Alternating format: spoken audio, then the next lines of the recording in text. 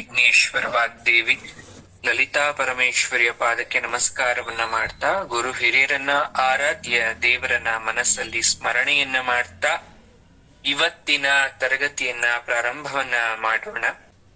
ನಾವು ಇಷ್ಟು ದಿವಸ ಜಗನ್ಮಾತೆಯ ನಾನಾ ಪ್ರಕಾರಗಳ ಬಗ್ಗೆ ತಿಳ್ಕೊಂಡ್ವಿ. ಮುಖ್ಯವಾಗಿ ಆನಂದ ಲಹರಿ ಮುಗಿದ್ಮೇಲೆ ಸೌಂದರ್ಯ ಲಹರಿಯ ಭಾಗ ಅಂದ್ರೆ 42ನೇ ಶ್ಲೋಕದಿಂದ ಏನ್ ನಾವು ಮೊನ್ನೆ ತನಕ ಕಲ್ತ್ವಿ, 91ನೇ ಶ್ಲೋಕದ ತನಕ ಅದೆಲ್ಲವೂ ತಾಯಿಯ ಸೌಂದರ್ಯದ ವರ್ಣನೆ. ಇನ್ನು ಮುಂದೆ ನಾವು ಕೇಳ್ತಕ್ಕಂಥದ್ದು ಜಗನ್ಮಾತೆಯ ಕೆಲವು ವಿಶೇಷವಾದಂತಹ ಗುಣಗಳು ಅಥವಾ ಆಕೆಯ ವಸ್ತುಗಳ ಬಗ್ಗೆ ನಾವು ಮುಂದಿನ ಕೆಲವು ಶ್ಲೋಕಗಳಲ್ಲಿ ತಿಳ್ಕೊಂಡು ಅದರ ಸಮಾಪ್ತತೆಗೆ ಹೋಗ್ತಾ ಇದ್ದೇವೆ ಅಲ್ವಾ? ಹಾಗಾದ್ರೆ ಏನದು ವಿಶೇಷತೆ ಅಂದ್ರೆ, ಹೇಳ್ತಾರೆ 92ರಲ್ಲಿ ಅಮ್ಮನವರು ಕೂತ್ಕೊಂತಕ್ಕಂತ ಮಂಚದ ಮಹಿಮೆ ಏನು, ಅಥವಾ ಆಕೆ ವಿರಾಟ ರೂಪ ದರ್ಶನದಲ್ಲಿ ಆಕೆ ಕೂತ್ಕೊಂತಕ್ಕಂತ ಮಂಚಕ್ಕೂ ಕೂಡ ಅಷ್ಟೇ ಮಹಿಮೆ. ಗದಾಸ್ತೆ ಮಂಚತ್ವಂ ಅಂತ ಹೇಳ್ತಾರೆ. 92ರಿಂದ 99 ತನಕ ವಿರಾಟ ರೂಪ ದರ್ಶನ ಮಾಡಿಸ್ತಾರೆ ನಮ್ಗೆ. ಯಾರೋ ಶಂಕರಾಚಾರ್ಯರು ಬರೀತಾರೆ, ಒಳಗಡೆ ಇದೆ ವಿರಾಟ ರೂಪ ದರ್ಶನ, ಸೂಕ್ಷ್ಮವಾಗಿ ಓದೋರ್ಗೆ ಅರ್ಥ ಆಗತ್ತೆ ಅಮ್ಮನವರದು. ನೋಡಿ, ಜಗನ್ಮಾತೆ ವಿರಾಟ ರೂಪ ದರ್ಶನ ನಮ್ಗೆ ಎಲ್ಲೂ ಸಿಗಲ್ಲ. ಆಕೆ ರಾಕ್ಷಸರನ್ನ ಸಂಹಾರ ಮಾಡೋ ತುಣುಕನ್ನ ಕೊಡ್ತಾರೆ, ಆದ್ರೆ ಸಂಪೂರ್ಣವಾಗಿ ಆಕೆ ವಿರಾಟ ರೂಪ ದರ್ಶನವನ್ನ ಮಾಡಿಸ್ಲಿಕ್ಕಾಗಲ್ಲ. ವಿಷ್ಣು ತರ ವಿಷ್ಣುವಿಗೆ ವಿರಾಟ ರೂಪ ದರ್ಶನವನ್ನ ಭಾಗವತದಲ್ಲಿ ಅಥವಾ ಭಗವದ್ಗೀತೆಯ ಸಾರದಲ್ಲಿ ಬರುತ್ತೆ. ಅವನೇ ಅರ್ಜುನನೇ ಸ್ವಯಂ ಪ್ರೇರಿತನಾಗಿ ಪರಮಾತ್ಮನನ್ನ ಕೇಳ್ಕೊಂಡಾಗ ಪರಮಾತ್ಮ ತೋರಿಸ್ತಾನೆ. ಅವನು ತನ್ನ ಕೃಷ್ಣಾವತಾರದಲ್ಲಿ 3 ಬಾರಿ, ಇನ್ನು 3ರಿಂದ 4-5 ಬಾರಿ ವಿರಾಟ ರೂಪ ದರ್ಶನವನ್ನ ತುಂಬಾ ಡಿಫ್ರೆಂಟ್ ಸ್ಟೇಜ್ ಅಲ್ಲಿ ಪರಮಾತ್ಮ ತೋರಿಸ್ತಾನೆ. ಅದೇ ಇಲ್ಲಿ ಜಗನ್ಮಾತೆ ಎಲ್ಲೂ ತನ್ನ ವಿರಾಟ ರೂಪ ದರ್ಶನವನ್ನ ತೋರ್ಸಲ್ಲ. ರಾಕ್ಷಸರನ್ನ ಸಂಹಾರ ಮಾಡ್ಬೇಕಾದ್ರೆ ಉಗ್ರ ರೂಪ ಅಂತ ನಾವು ಕರಿತೇವೆ. ವಿರಾಟ ರೂಪಕ್ಕೂ ಉಗ್ರ ರೂಪಕ್ಕೂ ಬಹಳ ವ್ಯತ್ಯಾಸ ಇದೆ, ಆಯ್ತಾ? ವಿರಾಟ ರೂಪವನ್ನ ಬರೀ ಗಣ್ಣಿನಿಂದ ನೋಡಕ್ಕಾಗಲ್ಲ, ಬರೀ ಕಿವಿಯಿಂದ ಕೇಳಕ್ಕಾಗಲ್ಲ, ಸಾಧ್ಯನೇ ಇಲ್ಲ. ಅದಕ್ಕೊಂದು ದಿವ್ಯವಾದ ಚಕ್ಷು ಬೇಕಾಗತ್ತೆ. ಪರಮಾತ್ಮ ನಿಂತ್ಕೊಂಡಾಗ ಅರ್ಜುನ ಕೇಳ್ತಾ, ನಂಗೇನು ಕಾಣಿಸ್ತಾ ಇಲ್ಲ, ನಂಗೇನು ಫೀಲ್ ಆಗ್ತಾ ಇಲ್ಲ ಅಂದಾಗ, ನೀನು ಸ್ಥಿತಪ್ರಜ್ಞ ಅಂದ್ರೆ ನೀನು ಅಷ್ಟು ನನ್ನ ವಿರಾಟ ರೂಪದಷ್ಟು ನೋಡುವಷ್ಟು ನಿನ್ನಲ್ಲಿ ಆ ಶಕ್ತಿ ಇಲ್ವಾ, ಆದ್ರಿಂದ ನಿನಗೆ ನಾನು ಆ ಕಣ್ಣನ್ನ ಕೊಡ್ತಾ ಇದ್ದೇನೆ, ವಿರಾಟ ರೂಪವನ್ನು ನೋಡ್ತಕ್ಕಂತ ದಿವ್ಯವಾದ ಚಕ್ಷುಗಳನ್ನ ಕೊಡ್ತಿದ್ದೇನೆ ಅಂತ ಆಮೇಲೆ ಪರಮಾತ್ಮ ಕೊಡ್ತಾನೆ. ಅಲ್ಲಿ ಭಾಗ್ಯ ಸಂಜಯನಿಗೆ ಸಿಗುತ್ತೆ. ಇಡೀ ಮಹಾಭಾರತವನ್ನ ನೋಡ್ತಕ್ಕಂತ ಆ ವ್ಯಾಸರು ಕೊಟ್ಟಿರ್ತಕ್ಕಂಥ ವರದಿಂದ ಅಲ್ಲಿ ಆನಂದ ಪಡ್ತಿರ್ತಾನೆ, ಸಂಜಯನಿಗೂ ಕೂಡ ಪ್ರಾಪ್ತಿ. ಹಾಗೆ ಇಲ್ಲಿ ಜಗನ್ಮಾತೆ ವಿರಾಟ ರೂಪ ದರ್ಶನವನ್ನ ನಾವು ಈ ಶ್ಲೋಕಗಳಲ್ಲಿ ಅಡಗಿರ್ತಕ್ಕಂಥ ಸ್ವಲ್ಪ ವಿಚಾರವನ್ನ ತಿಳ್ಕೊಂತ ನಾವು ಆನಂದ ಪಡ್ಬೇಕು. ಏನ್ ಹೇಳ್ತಾರೆ, ಶರೀರ ಸೌಂದರ್ಯ ಹೇಳ್ತಾ ನಮ್ಗೆ ಮಂತ್ರರೂಪ ಶರೀರ ಸಾಕ್ಷಾತ್ಕಾರ ಮಾಡಿಸಿದ್ರು. ಇಲ್ಲಿ ತಾಯಿ ಕೂತ್ಕೊಂತಕ್ಕಂತ ಮಂಚ 4 ಕಾಲುಗಳು ಅಂತ ನಿಮ್ಮೆಲ್ರಿಗೂ ಗೊತ್ತು. ನಮ್ಮನೇಲಿರೋದು 4. ಹೌದು, 4. ಯಾರು? ಬ್ರಹ್ಮ, ವಿಷ್ಣು, ರುದ್ರೈಶ್ವರರು ಅಂತ ವರ್ಣಿಸಿದ್ರು. ಅದೇನದು? ಸೃಷ್ಟಿ, ಸ್ಥಿತಿ, ಲಯ, ದಿಕ್ಕು, ದಿಕ್ಪಾಲಕರು ಯಾರು ಬೇಕಾದ್ರೂ ಆಗಿರ್ಬೋದು. ಆದ್ರೆ ಪಂಚಬ್ರಹ್ಮಾಸನಾಸೀನ ಅಂತ ಕರಿತೀವಲ್ಲ ತಾಯಿನ ಲಲಿತಾ ಸಹಸ್ರನಾಮದಲ್ಲಿ, ಅಂದ್ರೆ ಪಂಚಬ್ರಹ್ಮರೇ ಆಕೆಯ ಮಂಚದ ಕಾಲುಗಳಾಗಿದ್ದಾರೆ. ಸದಾಶಿವ ಅಂತ ಕರಿತೀವಿ. ಪರಮಶಿವ ಆಕೆಯ ಗಂಡ ಮಂಚಕ್ಕೆ ಹೊದಿಕೆಯಾಗಿದ್ದಾನೆ ಅಂದ್ರೆ ಅದು ಶಿವಶಕ್ತಿಗಳ ರೂಪವನ್ನ ತೋರಿಸುತ್ತೆ. ನೋಡಿ, ಭೂಪುರತ್ರಯ 4 ದ್ವಾರ. ಶ್ರೀಚಕ್ರ ರಚನೆ ಮಾಡ್ಬೇಕಾದ್ರೆ ಕ್ರಮವಾಗಿ ಆ ಮಂಚಕ್ಕೂ ಶ್ರೀಚಕ್ರಕ್ಕೂ ಹೋಲಿಕೆ ಮಾಡ್ಬೇಕಾದ್ರೆ ಶ್ರೀಚಕ್ರಕ್ಕೆ ಎಂಟ್ರೆನ್ಸ್ 4, ಪೂರ್ವ, ಪಶ್ಚಿಮ, ಉತ್ತರ, ದಕ್ಷಿಣ 4 ಇರೋ ತರ ತಾಯಿಗೂ ಕೂಡ 4 ಇದೆ. ಆ ಈದನೇದು ಏನು? ಸದಾಶಿವ ಹೊದಿಕೆ ಆಗಿದ್ದಾನೆ. ಅದು 4 ವೇದವನ್ನು ಕೂಡ ಇಂಡಿಕೇಟ್ ಮಾಡುತ್ತೆ. ಬಿಂದು ತ್ರಿಕೋಣ ರೂಪಿಣಿಯಾದಂತಹ ಅಮ್ಮನವರ ಸ್ವರೂಪಕ್ಕೆ ಅದು ಸದಾಶಿವ ಹೊದಿಕೆಯಾಗಿದ್ದಾನೆ ಅಂತ ಅವ್ರು ವರ್ಣನೆ ಮಾಡ್ತಾರೆ. ಜೊತೆಗೆ ಹೇಳ್ತಾರೆ, ಅಮ್ಮ ಜಗನ್ಮಾತೆ ಭಗವತಿ ಬ್ರಹ್ಮ ವಿಷ್ಣು ರುದ್ರ ಸದಾಶಿವ ಅಂತಕ್ಕಂಥ ಪ್ರಪಂಚವನ್ನೇ ಪಾಲಿಸ್ತಾ ಇರ್ತಕ್ಕಂಥ ಅಧಿಕಾರಿಗಳವರು. ಹೌದಾ? ಅಧಿಕಾರಿಗಳು. ಬ್ರಹ್ಮ ಮ್ಯಾನುಫ್ಯಾಕ್ಚರ್ ಡಿಪಾರ್ಟ್ಮೆಂಟ್, ಸೃಷ್ಟಿಕರ್ತ. ವಿಷ್ಣು ಸ್ಥಿತಿಕರ್ತ, ಅವನು ಎಲ್ಲವನ್ನ ನೋಡ್ಕೊಂತಾನೆ, ಬೇಕು ಬೇಡವಾ ಆಗಿದ್ದ. ಶಿವ ಲಯಕರ್ತ, ಎಲ್ಲವನ್ನ ನಾಶ ಮಾಡ್ತಾನೆ. ಹಾಗೆ ಇಂಥವ್ರನ್ನ ನೀವು, ಈ ಅಧಿಕಾರಿಗಳನ್ನ, ಆ ಪಾಲನಾಧಿಕಾರಿಗಳನ್ನ ನಿನ್ನ ಮಂಚವಾಗಿ ಮಾಡ್ಕೊಂಡಿದ್ಯಾ. ಜೊತೆಗೆ ನಿನ್ನ ಪತಿಯಾದ ಸದಾಶಿವವನ್ನ ನೋಡಿ, ಅತಿ ಬೆಳ್ಳಗಿರುವ ಕಾಂತಿಯುಳ್ಳವನು, ಸದಾಶಿವ ರೂಪಿಯವನು, ನಿರಂತರ ನಿನ್ ಜೊತೆ ಇಟ್ಕೊಂಡಿದ್ಯಾ. ಈ ಕಾರಣ ಏನು ಅಂದ್ರೆ, ಶಿವಶಕ್ತಿಯರು ಯಾವತ್ತೂ ಬೇರೆ ಅಲ್ಲ ಅಂತ ಯಾರು ಕರಿಬಾರ್ದು, ಅವರಿಬ್ರು ಒಂದೇ ಅಂತ ಕರೆಯೋ ದೃಷ್ಟಿಯಿಂದ ನೀನ್ ಇಟ್ಕೊಂಡಿದ್ಯಾ. ಜೊತೆಗೆ ನಿನ್ನ ಶರೀರ ಅರುಣವರ್ಣ, ಸದಾಶಿವ ಶುದ್ಧ ಸ್ಫಟಿಕ ಕಾಂತಿಯವನದು, ಅಂದ್ರೆ ಬೆಳ್ಳಗಿರ್ತಾನೆ, ಹೊಳಿತಾ ಇದ್ದಾನೆ. ನಿಮ್ಮಿಬ್ಬರ ಶೃಂಗಾರ ರಸ ಸೇರ್ಕೊಂಡು ಕೆಂಪು ಬಣ್ಣದಲ್ಲಿ ಮೂರ್ತಿ ಉದ್ಭವಿಸಿದೆಯೋ ಅನ್ನೋ ತರ ಇದ್ಯಾ ನೀನು ಅಂತ ಹೇಳ್ತಾರೆ ಈ ಶ್ಲೋಕದಲ್ಲಿ. ವಿಶೇಷವಾಗಿ ಶೃಂಗಾರ ರಸದ ಬಣ್ಣ ಯಾವುದೋ ಕೆಂಪು ಬಣ್ಣ. ಈ ಕೆಂಪು ಬಣ್ಣದಲ್ಲಿ ನೀನು ಕಂಗೊಳಿಸ್ತಾ ಇದ್ದೀಯ ಜಗನ್ಮಾತೆ ಅಂತ ಇಲ್ಲಿ ಹೇಳ್ತಾ ಇದ್ದಾರೆ ಶ್ಲೋಕದಲ್ಲಿ ಶಂಕರಾಚಾರ್ಯರು. ನೋಡಿ, ತುಂಬಾ ಜನ ಕನ್ಫ್ಯೂಷನ್ಸ್ ಇರುತ್ತೆ. ಬ್ರಹ್ಮ ವಿಷ್ಣು ರುದ್ರ ಈಶ್ವರ ಸದಾಶಿವ ಎಲ್ಲ ರುದ್ರ ಈಶ್ವರ ನೋಡಿ ಒಂದೇ ರೂಪ, ಆದ್ರೆ ಅವರ ವಿಭಿನ್ನವಾದಂತಹ ತತ್ವಗಳು ಬೇರೆ ಇರುತ್ತೆ. ಈಗ ಮಧುರೆಗೋದ್ರು, ಕಾಂಚಿಗೋದ್ರು, ಚಾಮುಂಡಿ ಬೆಟ್ಟದಲ್ಲಿ ಇರ್ತಕ್ಕಂಥ ಜಗನ್ಮಾತೆ ದೇವಸ್ಥಾನಕ್ಕೆ ಹೋದ್ರು ರೂಪ ಒಂದೇ, ಆದರೆ ಅವರವರ ಶಕ್ತಿ, ಅವರವರ ತತ್ವ ಬೇರೆ ಅಲ್ವಾ. ಹಾಗೇನೆ ಇಲ್ಲಿ ಈಶ್ವರ ರುದ್ರ ಸದಾಶಿವ ಅಂತಕ್ಕಂಥ ತತ್ವಗಳು ಬೇರೆ ಆಗತ್ತೆ. ಸದ್ಯೋಜಾತ, ವಾಮದೇವ, ಅಘೋರ, ತತ್ಪುರುಷ, ಈಶಾನ, ಇದೆಲ್ರಿಗೂ ಗೊತ್ತು ಶಿವನ 5 ಮುಖಗಳು. ಶಿವ ಪಂಚಮುಖ ಉಳ್ಳವನು. ಈ 5 ಶಿವಾಕಾರ ಮಂಚ ಅಂತ ನಾವು ಕರಿತೀವಿ. ಅರ್ಥ ಆಗ್ತಾ ಇದ್ಯಾ? ಪಂಚಾನಸ್ಥಿತೆ ಅಂತ ಅದಕ್ಕೆ ಕರೆಯೋದು. ಬ್ರಹ್ಮಗ್ರಂಥಿ, ವಿಷ್ಣು ಗ್ರಂಥಿ, ರುದ್ರ ಗ್ರಂಥಿ, ಈಶ್ವರ ಸ್ಥಾನ ಅಂತಕ್ಕಂಥ 4 ಕಾಲುಗಳು ಇದೆ. ಸದಾಶಿವ ಹೊದಿಕೆಯಾಗಿದ್ದಾನೆ. ಈ ರೀತಿಯಾಗಿ ತಾಯಿ ಪಂಚಬ್ರಹ್ಮಾಸನ ಸ್ಥಿತಳಾಗಿದ್ದಾಳೆ. ಅದನ್ನೇ ಪಂಚಪ್ರೇತಾಸನಾಸ್ಥೀನ ಅಂತಕ್ಕಂಥದ್ದು. ಈಶಾನ, ಸದಾಶಿವ, ರುದ್ರ ಅಂತಕ್ಕಂಥವ್ರು ಇಲ್ಲಿ ಪ್ರೇತ ರೂಪದಲ್ಲಿ ದೇವಿನ ಆರಾಧಿಸ್ತಕ್ಕಂಥ ವಿಧಾನ. ಅರ್ಥ ಆಗ್ತಾ ಇದೆ ಈಗ? ಹೇಗೆ ಅದು ಶಿವನ 4+1 ಹೊದಿಕೆ ಸೇರಿಸಿ 5 ಪಂಚಬ್ರಹ್ಮಾಸನ ಸ್ಥಿತಿ ಹೇಗಾದ್ಲು ಅಂತ ಹೀಗಾಯ್ತು. ಜೊತೆಗೆ ತಾಯಿ ಶಂಭುವಿನ ಕರುಣೆ ಬಗ್ಗೆ ಹೇಳ್ತಾರೆ, ಅಥವಾ ಆಕೆಯ ಸೌಂದರ್ಯವನ್ನ ವರ್ಣನೆ ಮಾಡಿದ್ಮೇಲೆ, ಎಲ್ಲವನ್ನ ತಿಳ್ಕೊಂಡಾದ್ಮೇಲೆ ಇನ್ನೇನನ್ನ ತಿಳ್ಕೊಳೋದ್ ಬಾಕಿ ಇದ್ಯಪ್ಪ ಅಂತ ಹೇಳುವಾಗ ಅವ್ರ ಅರಾಳ ಕೇಶೇಶು ಪ್ರಕೃತಿ ಸರಳ ಮಂದಹಸಿತೆ ಅಂತ ಹೇಳ್ತಾರೆ. ಅರುಣಾಂ ಕರುಣಾ ತರಂಗಿತಾಕ್ಷೀಂ ಧ್ಯಾನದಲ್ಲಿ ಬರುತ್ತಲ್ಲ ಲಲಿತಾಸಹಸ್ರಮದಲ್ಲಿ, ವಶಿನ್ಯಾದಿ ವಾಗ್ದೇವತೆಗಳು ಆಕೆನ ಉಗಳ್ಬೇಕಾದ್ರೆ ಅರುಣ ವರ್ಣವುಳ್ಳ ತಾಯಿ, ಕರುಣಾ ತರಂಗಗಳಂತೆ ನಿನ್ನ ಕಣ್ಣುಗಳು ಪ್ರಸರಿಸುವ ಕಣ್ಣುಗಳು ಅಂತ ವರ್ಣನೆ ಮಾಡಿದ್ರು. ಇದು ವಿರಾಟ ರೂಪದ ಒಂದು ತುಣುಕು. ಅಂದ್ರೆ ಜಗನ್ಮಾತೆಯ ಕೂದಲು ಗುಂಗುರು ಗುಂಗುರಾಗಿದೆ. ಆಕೆಗೆ ದೇಹದ ಯಾವುದೇ ಭಾಗದಲ್ಲಿ ವಕ್ರತೆ ಇಲ್ಲ. ವಕ್ರತೆ ಅಂದ್ರೇನು? ಅಂಕುಡೊಂಕ್ ಇರೋದು. ಎಲ್ಲೂ ಅಂಕುಡೊಂಕಿಲ್ಲ, ಕೇವಲ ಒಂದೇ ಒಂದು ಭಾಗದಲ್ಲಿ ಜಗನ್ಮಾತೆಗೆ ವಕ್ರತೆ ಇದೆ, ಅದು ಕೂದ್ಲಲ್ಲಿ. ಅದು ಗುಂಗುರು ಕೂದ್ಲಾಗಿದೆ ಜಗನ್ಮಾತೆದು. ಅದನ್ನ ಅರಾಳ ಶಕ್ತಿ ಅಂತ ಕರೀತಾರೆ. ಅರ್ಥ ಆಗ್ತಾ ಇದ್ಯಾ? ಅರಾಳ ಶಕ್ತಿ ಅಂದ್ರೇನು? ಗುಂಗುರು ಇರ್ತಕ್ಕಂಥ ಕೂದಲಿರುವ ಸ್ತ್ರೀಯರು, ಅವರ ಅಂದ ಪ್ರತ್ಯೇಕತೆ. ನೋಡಿ, ನೇರವಾಗಿರೋ ಕೂದ್ಲಿಗೂ ಗುಂಗುರು ಕೂದ್ಲು ಇರ್ತಕ್ಕಂಥ ಅಂದಕ್ಕೂ ಡಿಫ್ರೆನ್ಸ್ ಇರುತ್ತೆ.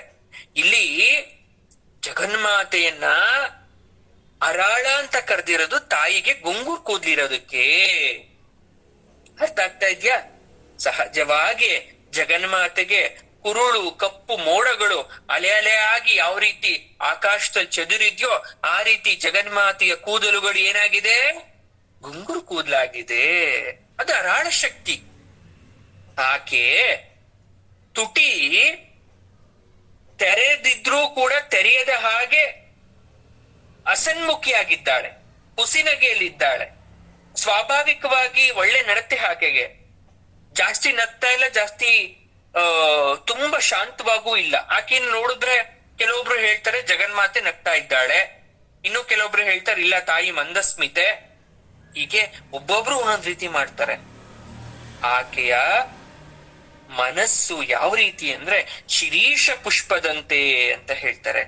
ಪಲಾಶ ಕುಸುಮೋಪೇತ ಅಂತಕ್ಕಂಥ ಉಪಮಾನವನ್ನ ಬಳಸ್ತಾರೆ. ಕವಿಗಳು ಹೇಳ್ತಾರೆ ಬೆಣ್ಣೆಯಂತಹ ಮೃದು ಹೃದಯಿ ಅಂತ ಹೇಳ್ತಾರೆ. ಭಕ್ತರು ಹೇಳ್ತಾರೆ ಆಕೆಗೆ ಬಡವ ಬಲ್ಲಿದ ಮೇಳು ಕೀಳು ಅಂತಕ್ಕಂಥ ಯಾವುದೇ ಜಾತಿ ಇಲ್ಲ, ಯಾರು ಭಕ್ತಿಯಿಂದ ಶ್ರದ್ಧೆಯಿಂದ ಮನಮೆಚ್ಚಿ ಪೂಜೆ ಮಾಡ್ತಾರೋ ಅವರನ್ನ ಆಕೆ ಉದ್ಧರಿಸ್ತಾಳೆ ಅಂತ ಹೇಳ್ತಾರೆ. ಯಾರಾದ್ರೂ ನಮ್ಗೆ ಅಪಮಾನ ಮಾಡಿದ್ರೆ, ನೋವು ಕೊಟ್ರೆ ಜಗನ್ಮಾತೆ ನೀನೆ ಶಿಕ್ಷಿಸು ಅಂತ ಕೇಳ್ಕೊಂತಾರೆ. ಇದೆಲ್ಲ ಆಕೆಯನ್ನ ಆರಾಧಿಸುವ ನೋಡುವ ಬಗೆ. ದೃಶ್ಯದ್ ಉಪಲ ಶೋಭಾ ಅಂತ ಕರೀತಾರೆ. ಅಂದ್ರೆ ದೃಶ್ಯದ್ ಉಪಲ ಅಂದ್ರೆ ಒಂದು ಅರಿಶಿನವನ್ನ ಹೊರಳಿಗೆ ಹಾಕೊಂಡು ಅದನ್ನ ಕುಟ್ಟಿದಾಗ ಆ ಫೈನ್ ಪೌಡರ್ ಬರುತ್ತಲ್ಲ, ಹಸಿನಾಗಿರ್ತಕ್ಕಂತ ಪುಡಿ ಬರುತ್ತಲ್ಲ, ಅರಿಶಿಣದ ಪುಡಿ, ಅದನ್ನ ನಾವು ದೃಶ್ಯದುಪಲ ಅಂತ ಕರಿತೀವಿ. ಆ ರೀತಿ ತಾಯಿಯ ಮೈ ಅಷ್ಟು ಕೋಮಲವಾಗಿ, ಅಷ್ಟು ಕಾಂತಿಯುತವಾಗಿ ಕೂಡಿರುತ್ತೆ. ಆ ಪ್ರದೇಶ, ತಾಯಿ ಆಹಾರ ಕೊಡ್ತಕ್ಕಂಥ ಸ್ತನ ಪ್ರದೇಶ ದೃಢವಾಗಿ, ಭಾರವಾಗಿ, ಗಟ್ಟಿಯಾಗಿದ್ರೆ ಆ ನಿತಂಬವನ್ನ ವರ್ಣಿಸ್ಬೇಕಾದ್ರೆ ಭೂತತ್ವವನ್ನ ಎಕ್ಸ್ಪ್ಲೈನ್ ಮಾಡ್ತಾರೆ, ಗುರುತ್ವಾಕರ್ಷಣ ಬಲವನ್ನ. ಪರ್ವತಕ್ಕೆ ಹೋಲಿಕೆ ಮಾಡ್ತಾರೆ. ಆ ಪರ್ವತಗಳು ಇವತ್ತು ಹಾಗೆ ನಿಂತಿದೆ, ಕೆಳಗಡೆ ಬೀಳ್ತಾ ಇಲ್ಲ ಅಂದ್ರೆ ಆ ಗುರುತ್ವಾಕರ್ಷಣ ಶಕ್ತಿಯಿಂದ. ಹಾಗಾಗಿ ಯೋಗಾಸನ ಅಥವಾ ಧ್ಯಾನ ಮಾಡೋರ್ಗೆ ನಿತಂಬ ಗಟ್ಟಿಯಾಗಿರ್ಬೇಕು ಅಂತ ಹೇಳ್ತೀವಿ. ಗಂಟೆ ಕಾಲ ಕೂತ್ಕೊಂಡು ಮಾಡ್ಬೇಕಾದ್ರೆ ಆ ನಿತಂಬ ಇಡೀ ಮೇಲ್ಭಾಗದ ದೇಹದ ಭಾರವನ್ನ ಹೊತ್ತಿಕೊಳ್ತಿರುತ್ತೆ. ಆ ಶರೀರ ಭಾರವನ್ನ ಹೊರ್ತಕ್ಕಂಥ ನಿತಂಬ ವಿಸ್ತಾರವಾಗಿ ದೃಢವಾಗಿರ್ಬೇಕು ಅಂದ್ರೆ ಶಂಭುವಿನ ಕೃಪೆ ಇರ್ಬೇಕು ಅಂತ ಹೇಳ್ತಾರೆ. ಪರಮೇಶ್ವರನ ಕೃಪೆ ಇರ್ಬೇಕು. ಆ ಕೃಪೆ ಇದ್ದಾಗ ನಮ್ಗೆ ಆ ನಿತಂಬದ ಭಾಗ ಗಟ್ಟಿಯಾಗಿರುತ್ತೆ ಅಂತ ಹೇಳ್ತಾರೆ. ಅಂದ್ರೆ ಇಲ್ಲಿ ಒಂದೊಂದೇ ತಾಯಿಗೆ ವರ್ಣನೆ ಮಾಡಿರೋದ್ನೆಲ್ಲ ಒಂದು ಶ್ಲೋಕದಲ್ಲಿ ಹೇಳಕ್ ಪ್ರಯತ್ನ ಪಟ್ರು ಶಂಕರಾಚಾರ್ಯರು. ಮತ್ತೆ ನೆನ್ಪಿಸ್ಕೊಂಡು ಹೇಳಿದ್ರು ಏನು ಅದರ ವಿಶೇಷತೆ ಅಂತ ಹೇಳಕ್ ನಮ್ಗೆ ಪ್ರಯತ್ನ ಪಡ್ತಾ ಇದ್ದಾರೆ. ಇನ್ನು ಅಮ್ಮನವರ ಮರಕತ ಕರಂಡದ ಬಗ್ಗೆ ಹೇಳ್ತಾರೆ. ಅದನ್ನ ಕರ್ಪೂರ ಕರಂಡ ಅಂತ ಕೂಡ ಕರಿತೇವೆ. ಏನ್ ಗುರುಗಳೇ ಹಂಗಂದ್ರೆ ಮರಕತ ಕರಂಡ, ಕರ್ಪೂರ ಕರಂಡ ಅಂದ್ರೆ ಏನು ಅಂದ್ರೆ, ಹಿಂದಿನ ಕಾಲದಲ್ಲೆಲ್ಲ ಮಹಾರಾಣಿ ಅಥವಾ ಕೆಲವೊಬ್ರು ಏನ್ ಮಾಡ್ತಾ ಇದ್ರು ಅಂದ್ರೆ ತಾಂಬೂಲವನ್ನ ಇಟ್ಕೊಳಕ್ಕೆ ಒಂದು ಬಾಕ್ಸ್ ಅನ್ನ ಇಟ್ಕೊಂತಿದ್ರು, ಒಂದು ಪೆಟ್ಟಿಗೆ ತರ ಇಟ್ಕೊಂತಿದ್ರು. ಕೆಲವೊಬ್ರು ಬೆಳ್ಳಿದು, ಕೆಲವೊಬ್ರು ಕಬ್ಬಿಣದು, ಕೆಲವೊಬ್ರು ತಾಮ್ರದ ಇಟ್ಕೊಂತಿದ್ರು. ಗಮನಿಸಿರ್ಬೋದು. ಅದ್ರೊಳಗಡೆ ಅದನ್ನ ಬಾಕ್ಸ್ ಅನ್ನ ತೆಗೆದ್ರೆ ಎಲೆ, ಅಡಕೆ, ಸುಣ್ಣ ಇಷ್ಟೆಲ್ಲ ಇರ್ತಿತ್ತು. ನೆನ್ಪಾಯ್ತಾ? ಆದ್ರೆ ಬಡವರೆಲ್ಲ ಏನ್ ಮಾಡ್ತಿದ್ರು, ಒಂದು ಬಟ್ಟೆ ಚೀಲವನ್ನ ತಗೊಂಡು ಬಟ್ಟೆ ಚೀಲದಲ್ಲಿ ಇಟ್ಕೊಂತಿದ್ರು. ಎಲೆ, ಅಡಿಕೆ, ಹೊಗೆ ಸೊಪ್ಪು ಮುಂತಾದ ಪದಾರ್ಥಗಳನ್ನ ಬಟ್ಟೆ ಚೀಲದಲ್ಲಿ ಇಟ್ಕೊಂತಿದ್ರು. ಎಲೆ ಅಡಿಕೆ ಚೀಲ ಅಂತ. ಆದ್ರೆ ದುಡ್ಡಿರ್ತಕ್ಕಂಥವ್ರು ಒಂದು ಬಾಕ್ಸ್ ಅನ್ನ ಮಾಡಿ ಒಂದು ಅದ್ರೊಳಗಡೆ ಇಟ್ಕೊಂತ ಇದ್ರು. ಇಲ್ಲಿ ಅಮ್ಮನವರ ಮರಕತ ಕರಂಡ ಅಂದ್ರೆ ತಾಂಬೂಲ ದ್ರವ್ಯಗಳನ್ನ ಇಟ್ಕೊಂತಕ್ಕಂಥ ಭರಣಿ. ಭರಣಿ ಅಂದ್ರೆ ಗೊತ್ತಲ್ಲ ಎಲ್ರಿಗೂ ಕೂಡ, ಭರಣಿ ಹೆಂಗಿರುತ್ತೆ ಅಂತ.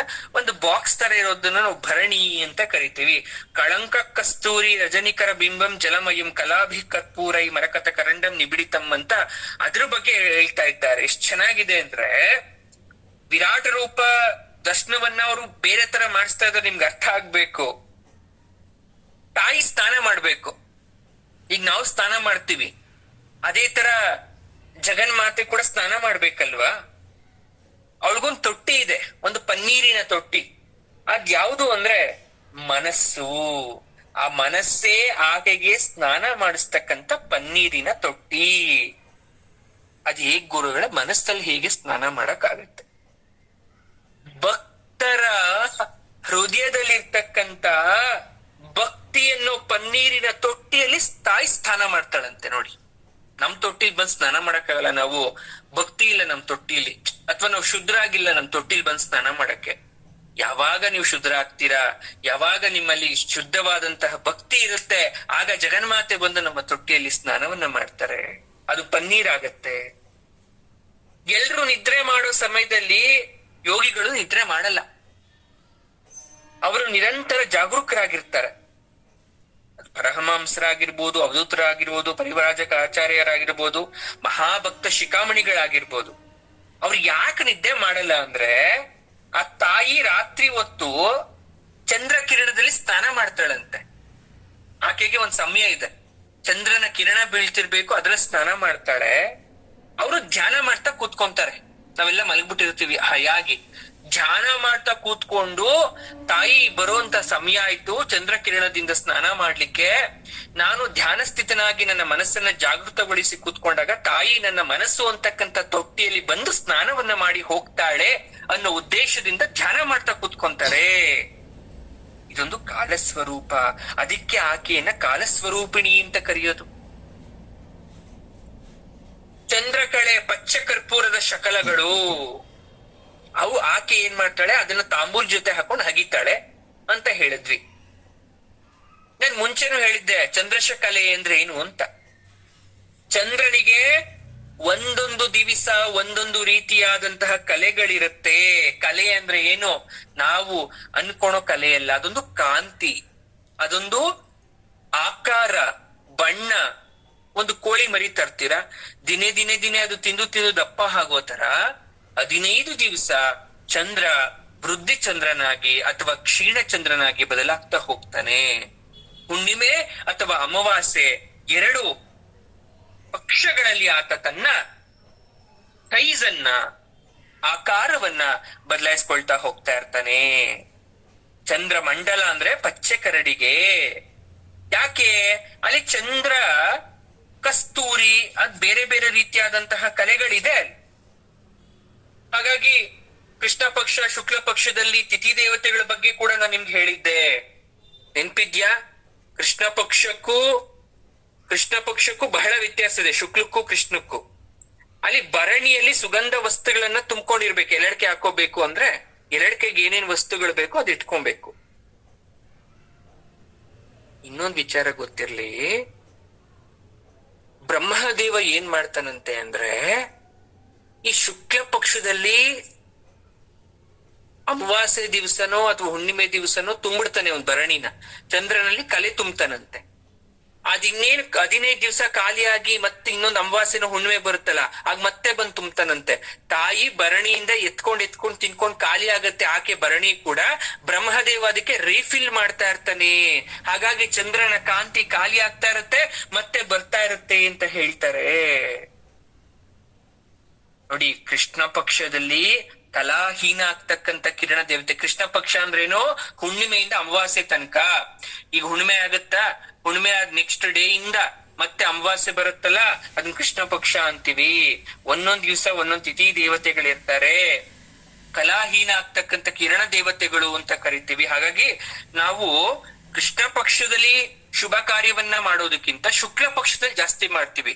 ಕ್ಷೀಣ ಚಂದ್ರಕ್ಕಿಂತ ವೃದ್ಧಿ ಚಂದ್ರಕ್ಕೆ ಬಹಳವಾದಂತ ಮಹತ್ವವನ್ನ ಕೊಡ್ತೇವೆ ನಾವು. ಕಾಮೇಶ್ವರಿ ಅಂದ್ರೆ ಕೃಷ್ಣ ಪಕ್ಷದಲ್ಲಿ ಮೊದಲನೇ ದಿವಸ ಇರೋ ದೇವತೆ ಕಾಮೇಶ್ವರಿ, ಭಗಮಾಲಿನಿ, ನಿತ್ಯಕ್ಲಿನ್ನ, ಬೇರುಂಢ, ವಹ್ನಿವಾಸಿನಿ, ವಜ್ರೇಶ್ವರಿ, ಶಿವದೂತಿ, ತ್ವರಿತ, ಕುಲಸುಂದರಿ, ನಿತ್ಯ, ನೀಲಪತಾಕ, ವಿಜಯ, ಸರ್ವಮಂಗಳ, ಜ್ವಾಲಾಮಾಲಿನಿ, ಚಿತ್ರ ಅಂತಕ್ಕಂಥ 15 ಜನ ತಿಥಿ ದೇವತೆ ಇರ್ತಾರೆ. ಇದನ್ನೇ ಉಲ್ಟಾ ಹೇಳ್ಕೊಂಡು ಹೋಗ್ಬಿಟ್ರೆ ಶುಕ್ಲ ಪಕ್ಷದವರಾಗೋದ್ರು. ಅರ್ಥ ಆಗ್ತಾ ಇದ್ಯಾ? ಇವರು ಒಂದೊಂದ್ ದಿವ್ಸ ಆ ಚಂದ್ರನ ಕಲೆಯಲ್ಲಿ ತುಂಬಿ ಅದನ್ನ ತಾಯಿ ಸೇವಿಸ್ಕೊಂಡು ಏನ್ ಮಾಡ್ತಾಳೆ, ತಾಂಬೂಲವನ್ನ ಹಾಕೊಂತಾಳೆ. ಚಂದ್ರನಲ್ಲಿ ಇರ್ತಕ್ಕಂಥ ಷೋಡಶ ಕಲೆ ಯಾವುದು? 16 ಕಲೆ. ಅಮೃತ, ಮಾನದ, ಪೂಷ, ಪುಷ್ಟಿ, ತುಷ್ಟಿ, ರತಿ, ಧೃತಿ, ಶಶಿನಿ, ಚಂದ್ರಿಕಾ, ಕಾಂತಿ, ಜ್ಯೋತ್ಸ್ನಾ, ಶ್ರೀ, ಪ್ರೀತಿ, ಅಂಗದ, ಪೂರ್ಣ, ಪೂರ್ಣಾಮೃತ ಅಂತಕ್ಕಂಥ 16 ಕಲೆ ಚಂದ್ರನಲ್ಲಿ ಇರುತ್ತೆ.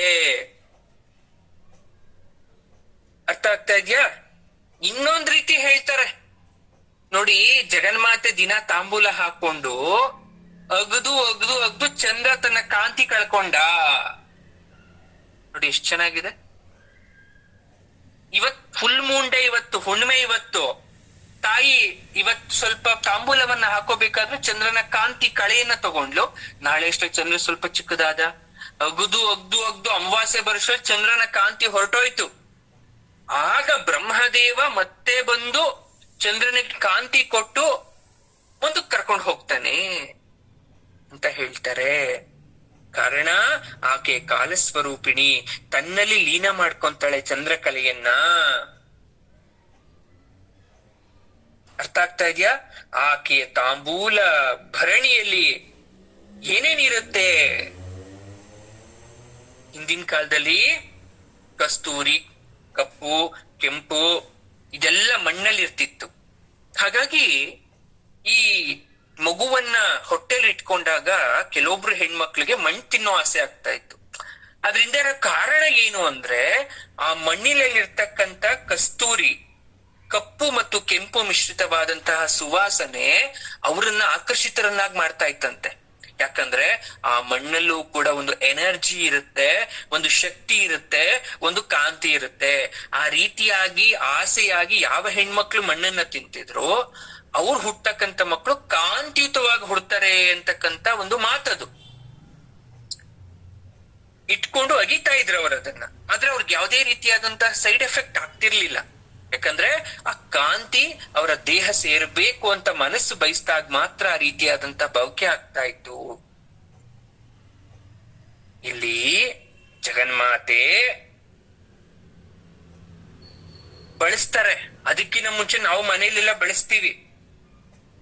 ಏಲಕ್ಕಿ, ಪಚ್ಕರ್ಪೂರ, ಲವಂಗ, ಜಾಜಿಕಾಯಿ, ಜಾಪತ್ರೆ, ಕೇಸರ, ಸೋಂಪು, ಅಡಿಕೆ ಪುಡಿ ಇದೆಲ್ಲ ಹಾಕಿ ನಾವು ತಿಂತೀವಿ. ಏಲಕ್ಕಿ ಹಾಕೋದ್ರಿಂದ ಅದರ ಉರಿ ಅಂಶ ಕಡಿಮೆ ಆಗತ್ತೆ, ಪರಿಮಳ ಚೆನ್ನಾಗಿರುತ್ತೆ. ಲವಂಗ ಜೀರ್ಣಶಕ್ತಿ ಹೆಚ್ಚಿಸುತ್ತೆ. ಪಚ್ಕರ್ಪೂರ ಕಂಠನಾಳವನ್ನ, ಕರುಳನ್ನ ಶುದ್ಧಿಗೊಳಿಸುತ್ತೆ. ಜಾಜಿಕಾಯಿ, ಜಾಪತ್ರೆ ಸುವಾಸನೆ ಕೊಡೋದ್ರ ಜೊತೆಗೆ ಜೀರ್ಣಕ್ರಿಯೆ ಚೆನ್ನಾಗಾಗತ್ತೆ. ಕೇಸರಿ ಬಾಯಿ, ನಾಲ್ಗೆ, ತುಟಿಯನ್ನ, ಕಾಂತಿಯನ್ನ ಕಂಗೊಳಿಸುತ್ತೆ, ಕಲ್ಲರ್ ಕೊಡುತ್ತೆ ಅಂತ ನಾವ್ ಇದನ್ನ ಕೊಡ್ತೀವಿ. ಹಾಗೆ ಬಾಣಂತಿಯರಿಗೂ ಕೂಡ ಇದನ್ನ ಕೊಡ್ತಾ ಬರ್ತೀವಿ. ಮಗುವಿನ ಚುರುಕುತನ ಆಗ್ಲಿ, ತಿಳುವಳಿಕೆ ಬರ್ಲಿ, ಮಗುವಿನ ದೇಹ ಕಾಂತಿಯುಕ್ತವಾಗಿ ಕೂಡ್ಲಿ, ಮಗುಗೆ ಶಾಖ ಬರ್ಲಿ. ಯಾಕಂದ್ರೆ ಆ ತಾಯಿಯ ಹಾಲನ್ನ ಮಗು ಉತ್ಪತ್ತಿಯಾದಂತ ಹಾಲನ್ನ ಮಗು ಕುಡಿಯೋದ್ರಿಂದ ಇದನ್ನೆಲ್ಲ ಬಾಣಂತಿಗೆ ಕೊಡ್ತೀವಿ. ಹೊಟ್ಟೆ ಉರಿ ಕಡಿಮೆ ಆಗ್ಲಿ ಅನ್ನೋ ಕಾರಣಕ್ಕೋಸ್ಕರ. ಜೊತೆಗೆ ಹಾಲಿನ ರಸೋತ್ಪತ್ತಿ ಉಂಟಾಗ್ಲಿ, ಚಳಿಗಾಲದಲ್ಲಿ ಆಕೆಯ ದೇಹ ಬಿಸಿ ಆಗಿರ್ಲಿ ಅಂತ ಕೊಡ್ತೀವಿ. ಹೀಗೆ ಮಹಾರಾಣಿಯರು, ರಾಜರು ಇಟ್ಕೊಂತಕ್ಕಂತ ಚಿನ್ನದ ಭರಣಿಯಲ್ಲಿ ಆಕೆ ಅವಳ ಭರಣಿಯಲ್ಲಿ ಎಲೆ, ಅಡಿಕೆ, ಸುಣ್ಣದ ಜೊತೆಗೆ ಚಂದ್ರನ ಕಾಂತಿಯನ್ನ ಸೇರಿಸಿ ಅಗಿದು ಜಗಿದು ತಿಂತಾ ಇರ್ತಾರೆ. ಚಂದ್ರನ ಸುತ್ತ ಹರಡಿರ್ತಕ್ಕಂತ ಆರ ಅಥವಾ ಔರ, ಹೋರ ಏನೇನೋ ಕರಿತೀವಿ ಅದಕ್ಕೆ ಭಾಷೆ, ಅದೆಲ್ಲ ಕಾಲಸ್ವರೂಪಿಣಿಯಾದಂತಹ ಜಗನ್ಮಾತೆ ತನ್ನ ಕೈಯಲ್ಲಿ ಹಿಡ್ಕೊಂಡು ಆ ಮರಕತ ಮಣಿಯನ್ನ ಭರಣಿಯನ್ನಾಗಿ ಮಾಡ್ಕೊಂಡಿದ್ದಾಳೆ ಜಗನ್ಮಾತೆ. ಅರ್ಥ ಆಗ್ತಾ ಇದ್ಯಾ? ಹೇಗೆ ತಾಯಿ ತಾಂಬೂಲವನ್ನ ಸೇವಿಸ್ತಕ್ಕಂತ ಕಾರಣ ಏನು ಅಂತಕ್ಕಂಥದ್ದು ನೀವು ತಿಳ್ಕೋಬೇಕು. ಸರಿ, ಎಲ್ಲ ಆಯ್ತು. ಯಾವಾಗ್ಲೂ ಹೇಳ್ತಾ ಇರ್ತೀವಿ, ಏನು ಸಿಗ್ಲಿಲ್ಲ ಅಂದ್ರೆ ಜಗನ್ಮಾತೆಯ ಪಾದ ಸೇವೆಗೆ ನಮ್ಗೆ ಒಂದು ಅವಕಾಶ ಸಿಕ್ಬಿಟ್ರೆ ಸಾಕು. ಆದ್ರೆ ಒಂದು ಕಂಡೀಷನ್, ಇಟ್ಸ್ ನಾಟ್ ಈಸಿ. ಅದು ಅತಿ ಸುಲಭವಾದಂತಹ ವಸ್ತು ಅಲ್ಲ ಜಗನ್ಮಾತೆಯ ಪಾದ ಸೇವೆಯನ್ನ ನೀವು ಪಡಿಲಿಕ್ಕೆ. ಅದಕ್ಕೆ ಅರ್ಹತೆ ಇರಬೇಕು ಅಂತ ಹೇಳ್ತಾರೆ ಪಾದ ಸೇವೆ ಮಾಡಕ್ಕೆ. ಚಂಚಲ ಚಿಂತರಿಗೆ ದೌರ್ಭಾಗ್ಯವಯ್ಯ ತಾಯಿಯ ಪಾದ ಸೇವೆ ಅಂತ ಒಂದು ಮಾತು ಹೇಳ್ತಾರೆ ದಾಸರು. ಯಾರಿಗೆಲ್ಲ ಚಿತ್ತ ಶುದ್ಧಿ ಇರಲ್ಲ, ಚಂಚಲ ಚಿತ್ರ ಆಗಿರ್ತೀವಿ, ಆಕೆಯ ಪಾದ ಸೇವೆ ನಮಗ್ ಸಿಗಲ್ಲ. ಪಾದ ಸೇವೆ ನಮ್ಗಷ್ಟು ಸುಲಭವಾಗಿ ಸಿಗಲ್ಲ. ಶಂಕರಾಚಾರ್ಯರು ಅರ್ಹರು ಅನರ್ಹರ ಬಗ್ಗೆ ಮಾತಾಡ್ತಾರೆ. ಯಾರ ಪಾಸು ಯಾರು ಫೇಲು. ತಾಯಿ ಚಿಂತಾಮಣಿ ಗೃಹದಲ್ಲಿ ಆಸೀನನಾಗಿದ್ದಾಳೆ. ಜಿತೇಂದ್ರಿಯರಾಗಿ ಶರಣಾಗತರಾಗಿ ಯಾರು ಪೂಜೆ ಮಾಡಿ ನವಾವರಣಗಳನ್ನ ದಾಟಿ ಅಲ್ಲಿಗೆ ಹೋಗಿ ತಾಯಿಯ ಪಾದದರ್ಶನವನ್ನ ಮಾಡಕ್ಕೆ ಅರ್ಹರು ಅಂತ ಹೇಳ್ತಾರೆ. ನೋಡಿ, ಸ್ವಲ್ಪ ತಪಸ್ಸು ಸಾಧನೆ ಮಾಡಿದ್ರೆ ಸಾಧಕರಿಗೆ ಅಣಿಮಾದಿ ಅಷ್ಟ ಸಿದ್ಧಿ ಉಂಟಾಗತ್ತೆ. ಮೋಹದಲ್ಲಿ ಹೋಗ್ಬಿಡ್ತೀವಿ ಅಥವಾ ಅಹಂಕಾರ ಬರ್ಬೋದು ನಮಗೆ. ಆಕೆ ಅವಕಾಶ ಕೊಡಲ್ವಂತೆ. ನಿಮ್ ಗಣಿಮಾದಿ ಅಷ್ಟ ಸಿದ್ಧಿಗಳು ನಿಮ್ ಹತ್ರ ಇರ್ಲಿ, ನೀವ್ ಎಷ್ಟೇ ದೊಡ್ಡವರಾಗ್ಲಿ, ಅಣಿಮಾ ಮಹಿಮಾ ಲಗಿಮಾ ಗರಿಮಾ ಪ್ರಾಪ್ತಿ ಪ್ರಾಕಾಮ ಈಶಿತ್ ವಶಿತ್ವ ಅಂತಕ್ಕಂತ 8 ಸಿದ್ಧಿ ಪಡ್ಕೊಂಬಿಟ್ಟಿದ್ದೀರಾ. ಈ 8 ಸಿದ್ಧಿ ಪಡ್ಕೊಂಬಿಟ್ಟೆ ಅಂತ ನೀವೇನಾದ್ರೂ ಅಹಂಕಾರದಿಂದ ಜಗನ್ಮಾತೆಯ ದರ್ಶನ ಮಾಡಕ್ ಆಕೆ ಮನೆಗೆ ಹೋದ್ರೆ, ಆಕೆ ಹೇಳ್ತಾಳಂತೆ ಬಾಗ್ಲಲ್ಲಿ ಇರ್ತಕ್ಕಂಥ ಯೋಗಿನಿಯರಿಗೆ, ಅವನನ್ನ ಅಲ್ಲೇ ತಡೀರಿ, ಅವಳನ್ನ ಅಲ್ಲೇ ತಡೀರಿ ಅಂತ ಗೃಹದ್ವಾರದಲ್ಲೇ ನಮಸ್ಕಾರ ಮಾಡ್ಕೊಂಡು ಹೋಗ್ಬೇಕಂತೆ ವಾಪಸ್ಸು. ಅವಳು ಕಾಣಿಸೋದು ಇಲ್ಲ. ದೂರದಿಂದ ತಿರುಪತಿಗೆ ಹೋದಾಗ ಎಲ್ಲೋ ದೂರದಿಂದ ಕೈ ಮುಕ್ಕೊಂಡು ಪರಮಾತ್ಮ ದರ್ಶನ ಹಂಗೆ ಬಂದ್ಬಿಡ್ತೀವಲ್ವಾ, ಹಂಗೆಲ್ಲೋ ದೂರದಿಂದ ಆಕೆ ದರ್ಶನ ಮಾಡ್ಕೊಂಡ್ ಬರ್ಬೇಕು. ಆಕೆ ಪಾದ ಮುಟ್ಟಕ್ ಅವಕಾಶ ಕೊಡಲ್ಲ. ಯಾಕೆ? ನೀನಲ್ಲಿ ಎಷ್ಟೇ ಜ್ಞಾನ ಇದ್ರೂ ಅಣಿಮಾದಿ ಅಷ್ಟ ಸಿದ್ಧಿಗಳಿದ್ರು ಅಹಂಕಾರ ತುಂಬಿಟ್ಟಿದ್ಯಲ್ಲ, ಹಂಗಾಗಿ ನಿಂಗ್ ದರ್ಶನ ಸಿಗಲ್ಲ. ಇಂದ್ರ 100 ಯಜ್ಞ ಮಾಡ್ತಾನೆ ಇಂದ್ರ ಪದವಿಗೋಸ್ಕರ. ಇಂದ್ರ ಪದವಿ ಪಡ್ಕೊಂತ 100 ಯಜ್ಞ ಮಾಡಿ. ನೋಡಿ, ಒಂದು ಯಜ್ಞ ಮಾಡದೆ ಕಷ್ಟ, ಒಂಚೂರು ಲೋಪದೋಷ ಆಗದೆ ವಿಘ್ನ ಆಗದೆ, ಅಂತದ್ರಲ್ಲಿ 100 ಯಜ್ಞ ಲೋಪದೋಷ ಆಗದೆ ಯಜ್ಞ ಮಾಡಿದಾನೆ ಅಂದ್ರೆ ಸುಲಭದ ಮಾತಲ್ಲ. ಅವನೆಷ್ಟು ದೊಡ್ಡ ವ್ಯಕ್ತಿ. ಆದ್ರೆ ಅವನು ಯಜ್ಞ ಮಾಡ್ದ, ಇಂದ್ರ ಪದವಿ ಪಡ್ಕೊಂಡ, ಅಣಿಮಾದಿ ಅಷ್ಟ ಸಿದ್ಧಿ ಪಡ್ಕೊಂಡಾದ್ಮೇಲೆ ಅವ್ನಿಗೆ ಅಹಂಕಾರ ಬಂದ್ಬಿಡ್ತು, ನನ್ನ ಹತ್ರ ಎಲ್ಲಾ ವಿದ್ಯೆಗಳಿದೆ ಅಂತ. ಮಾಯಲ್ ಸಿಗಾಕೊಂಡ್ಬಿಟ್ಟ ಅವನು. ಜಗನ್ಮಾತೆಯ ಪಾದದ ಹತ್ತಿರ ಹೋಗಕ್ ಆಗ್ಲಿಲ್ಲ. ಒಂದ್ಸಲ ಹೋಗ್ತಾನೆ ತಾಯಿ ದರ್ಶನಕ್ಕೆ. ನವಾವರಣ ಚಿಂತಾಮಣಿ ದ್ವೀಪದ ಆಚೆ ದ್ವಾರದ ಹತ್ರ ಹೋಗ್ತಾರೆ. ತಾಯಿ ಹೇಳ್ತಾಳೆ, ಇನ್ಮೇಲೆ ನಿನ್ ಕಾವಲುಗಾರನ ಕೆಲಸ ಅಲ್ಲೇ ಕಾಯಿ ನಿನ್ ಬಾಗಲ್ನ. ನಿನ್ನೆಲ್ಲ ಅಹಂಕಾರ ಬಂತು, ಇನ್ಮೇಲೆ ನಿನ್ಗೆ ಬಾಗ್ಲತ್ರನೇ ನಿಂತ್ಕೊಳ್ಳೋ ಶಿಕ್ಷೆ ಅಂತ ಅವನು ಬಾಗ್ಲತ್ರ ಇವತ್ತು ತಾಯಿಯ ಪರಿಚಾರಕನ ಕೆಲಸ ಮಾಡ್ತಾ ಇದ್ದಾನೆ. ಅದೇ ನಾವು ಶ್ರೀಚಕ್ರದಲ್ಲಿ ವರ್ಣನೆ ಮಾಡ್ಬೇಕಾದ್ರೆ ಇಂದ್ರದೇವನನ್ನು ಕೂಡ ನಾವು ನೋಡ್ಬೋದು. ಎಲ್ಲಿ? ತಾಯಿಯ ಆಸ್ಥಾನದಲ್ಲೆಲ್ಲ, ತಾಯಿಯ ಬಾಗಿಲ ಬಳಿ. ಅಲ್ಲಿ ಎಲ್ಲ ಯಾರ್ಯಾರ ಬಾಗಿಲ ಹತ್ರ ಇದ್ದಾರೋ ಅವ್ರಿಗೆಲ್ಲ ಅಹಂಕಾರ ತುಂಬಿರೋದ್ರಿಂದ ತಾಯಿ ಆ ರೀತಿಯಾದಂತಹ ಒಂದು ರೀತಿ ಶಿಕ್ಷೆ ಅಂತನೂ ಅನ್ಬೋದು, ವರ ಅಂತ ಕೂಡ ಅನ್ಬೋದು, ಅದನ್ನ ಪ್ರಾಪ್ತಿ ಮಾಡಿದ್ದಾಳೆ. ಅಂತರ್ಮುಖ ಸಮಾರಾಧ್ಯ ಬಹಿರ್ಮುಖ ಸುದರ್ಲಭ ಅಂತ ಹೊಗಳಿದ್ರು ವಶಿನ್ಯಾದಿ ವಾಗ್ದೇವತೆಗಳು ಅಮ್ಮನವರನ್ನ. ಅಂದ್ರೆ ಅಂತರ್ಮುಖ ಸಮಾರಾಧ್ಯ ಅಂದ್ರೆ ಅಂತರ್ಮುಖಿಗಳಾಗಿ ಲೌಕಿಕ ಪ್ರಲೋಭಗಳಿಗೆ ಯಾವುದಕ್ಕೂ ಮನಸ್ಸನ್ನ ಕೊಡದೆ ತಾಯಿಯ ಪಾದ ಸೇವೆ ಸಿಗ್ಲಿ ಅಂತ ಬಯಸೋರ್ಗೆ ಪಾದ ಸೇವೆ ಆಗುತ್ತೆ. ಅದು ನಿರ್ಮೋಹ ಭಕ್ತರಿಗೆ, ಯಾವುದೇ ಮೋಹ ಇಲ್ದಿರ್ತಕ್ಕಂಥ ಭಕ್ತರಿಗೆ. ಬಹಿರ್ಮುಖ ಸುದರ್ಲಭ ಅಂದ್ರೆ ಇಂದ್ರಂಗಾಯ್ತಲ್ಲ ಆಗತಿ. ಇಂದ್ರಾದಿ ದೇವತೆಗಳ ತರ ನೀವು ಹಣ ಇರ್ಬೋದು, ಆಸ್ತಿ ಇರ್ಬೋದು, ತುಂಬಾ ಚೆನ್ನಾಗಿ ಜೀವನವನ್ನ ಮುನ್ನಡೆಸ್ಕೊಂಡು ಹೋಗ್ತಾ ಇರ್ಬೋದು. ಆದ್ರೆ ಬಹಳ ಬಹಳ ದೂರ ತಾಯಿ ನಿಮಗೆ. ಅವಳು ನಿಮ್ಗೆ ದೂರದಿಂದ ದರ್ಶನ ಕೊಡ್ತಾಳೆ ಹೊರ್ತು ಅವಳ ಪಾದದ ಹತ್ರ ನಿಮ್ಮನ್ನ ಬಿಟ್ಕೊಳಲ್ಲ. ಹಾಗಾಗಿ ಅಂತರ್ಮುಖಿಗಳಾಗ್ಬೇಕು ನಾವು, ಬಹಿರ್ಮುಖಿಗಳಾಗಬಾರದು.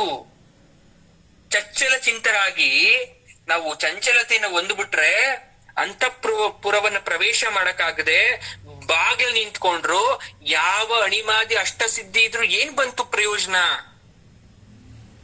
ಹರಿ ಬ್ರಹ್ಮೇಂದ್ರರು ಎಷ್ಟು ದೊಡ್ಡವರು, ಅವ್ರಿಗೆ ಒಳಗಡೆ ತಾಯಿ ಹತ್ರ ಸಿಕ್ತು ಅಂದ್ರೆ ಸ್ಥಾನ, ಅವ್ರು ಅಷ್ಟು ಎತ್ತರದ ಸ್ಥಾನದಲ್ಲಿದ್ರು, ಎಲ್ಲ ಅಹಂಕಾರವನ್ನ ಬಿಟ್ಟು ಹೋದ್ರು, ಅದಕ್ಕೆ ಅವ್ರಿಗೆ ಸ್ಥಾನ ಸಿಕ್ತು.